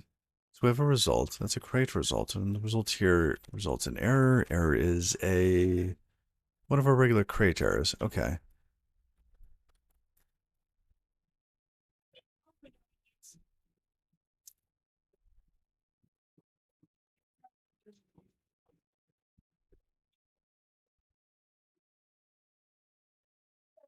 This should be out here.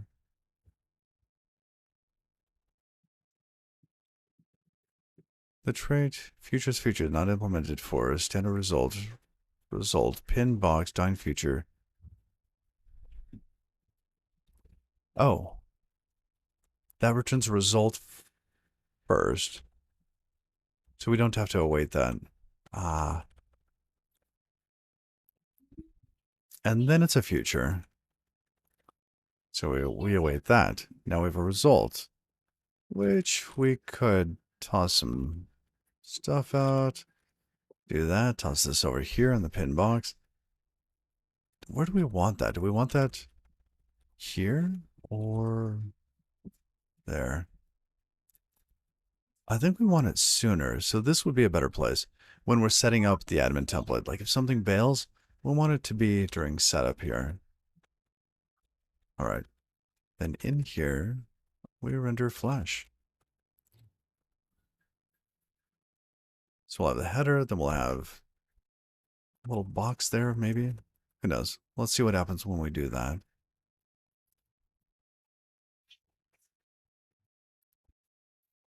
Hey.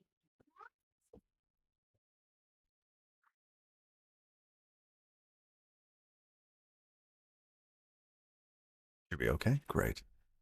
Now, when we ever come back to this page, because we need the Flash there, that's going to show up. Now, in some cases, we return tiles. In other cases, we need to return something else. Let's say the user list.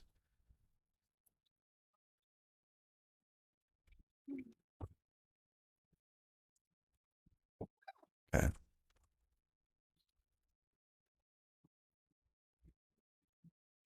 That's in template user form, user list. And what are we doing here? Event.users.clone. Oh, that's for the durable object namespace. Yes. I think we're going to get rid of this.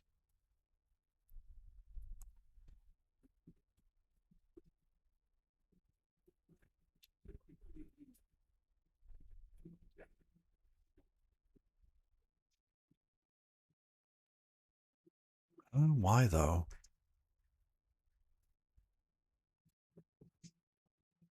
Oh no.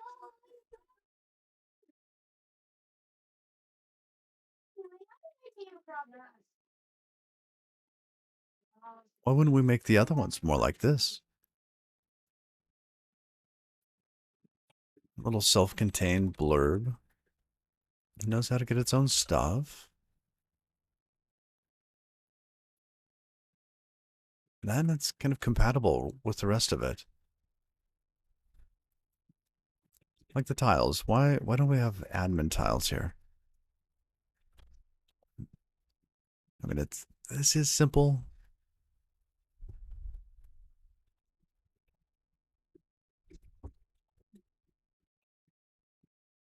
All right. But what we do need is a router, right? Because the content here is going to come back from the router.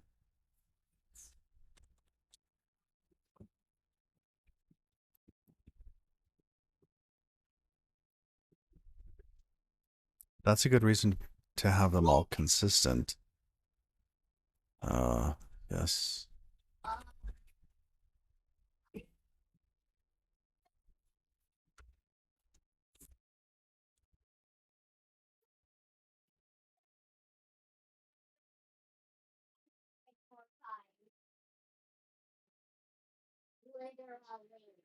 You have to get it.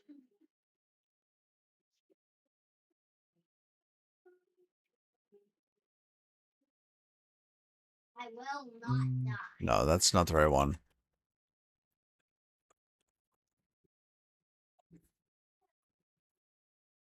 Okay.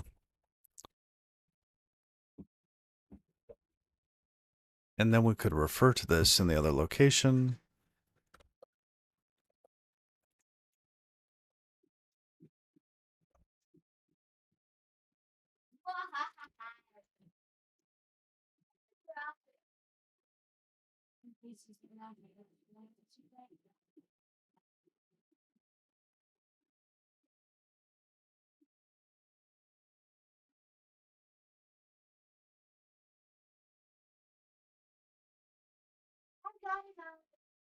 I got him. I did say Alex, I got it. No, I said I got it. Expected identifier. What?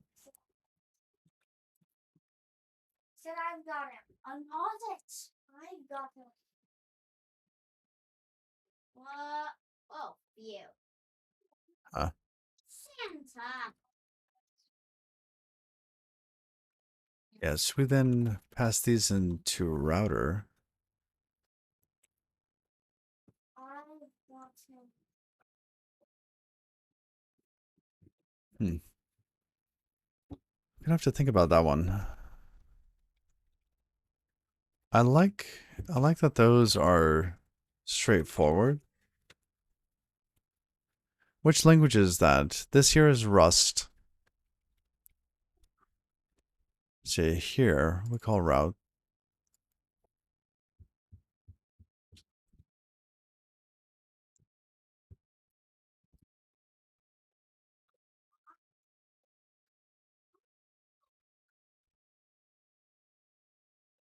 Oh, I see. It's just a list. And here we can use the square bracket syntax. There we go.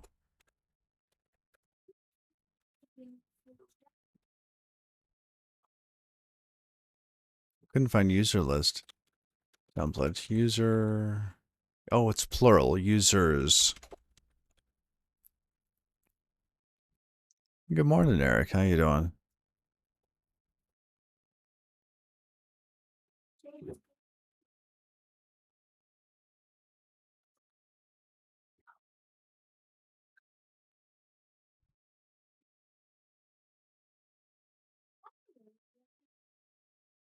Intriguing. There we go. There's our routes. Now we can run the routes through the router. Where is that? Mimeograph router. And whatever the request is, this is the event. And then we give it the routes. I tried to save you. All right. So that'll go through and match them. But these are going to be a little strange, though. The trait bound is not satisfied. Yes, that's right. Request is not on that.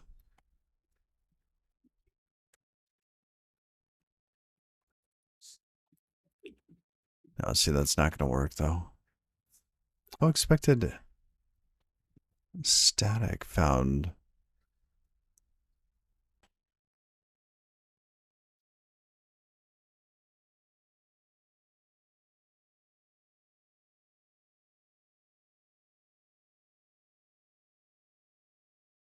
Why does it want that to be static? We can make that static, but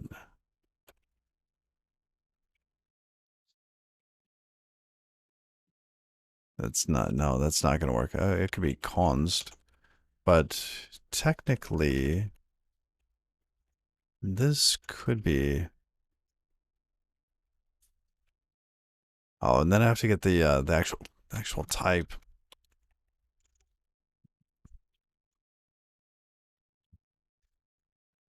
Const route, yada yada, right? One.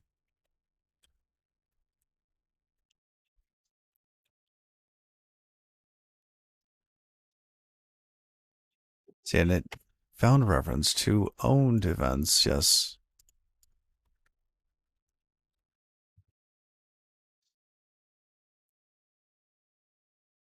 Hmm.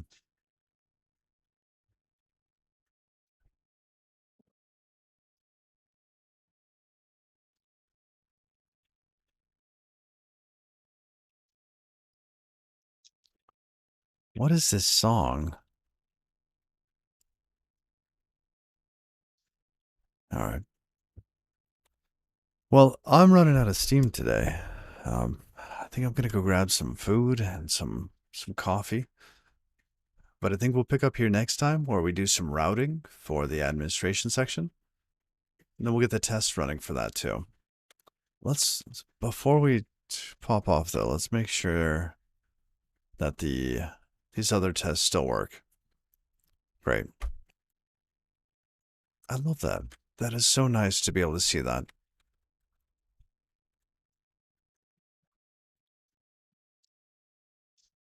I'm going to leave that broken. So you get UI. Anything else that we should commit? Um, Here, that needs to be committed. This here. Oh, and the flash bits. Yes, yes, yes.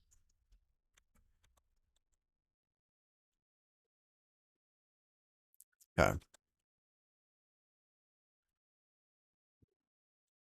Why don't you just use magic?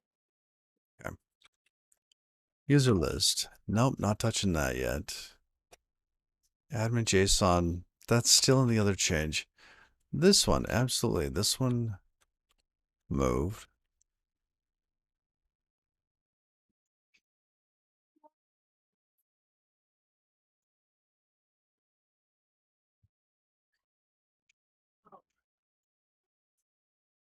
Don't do that. Okay.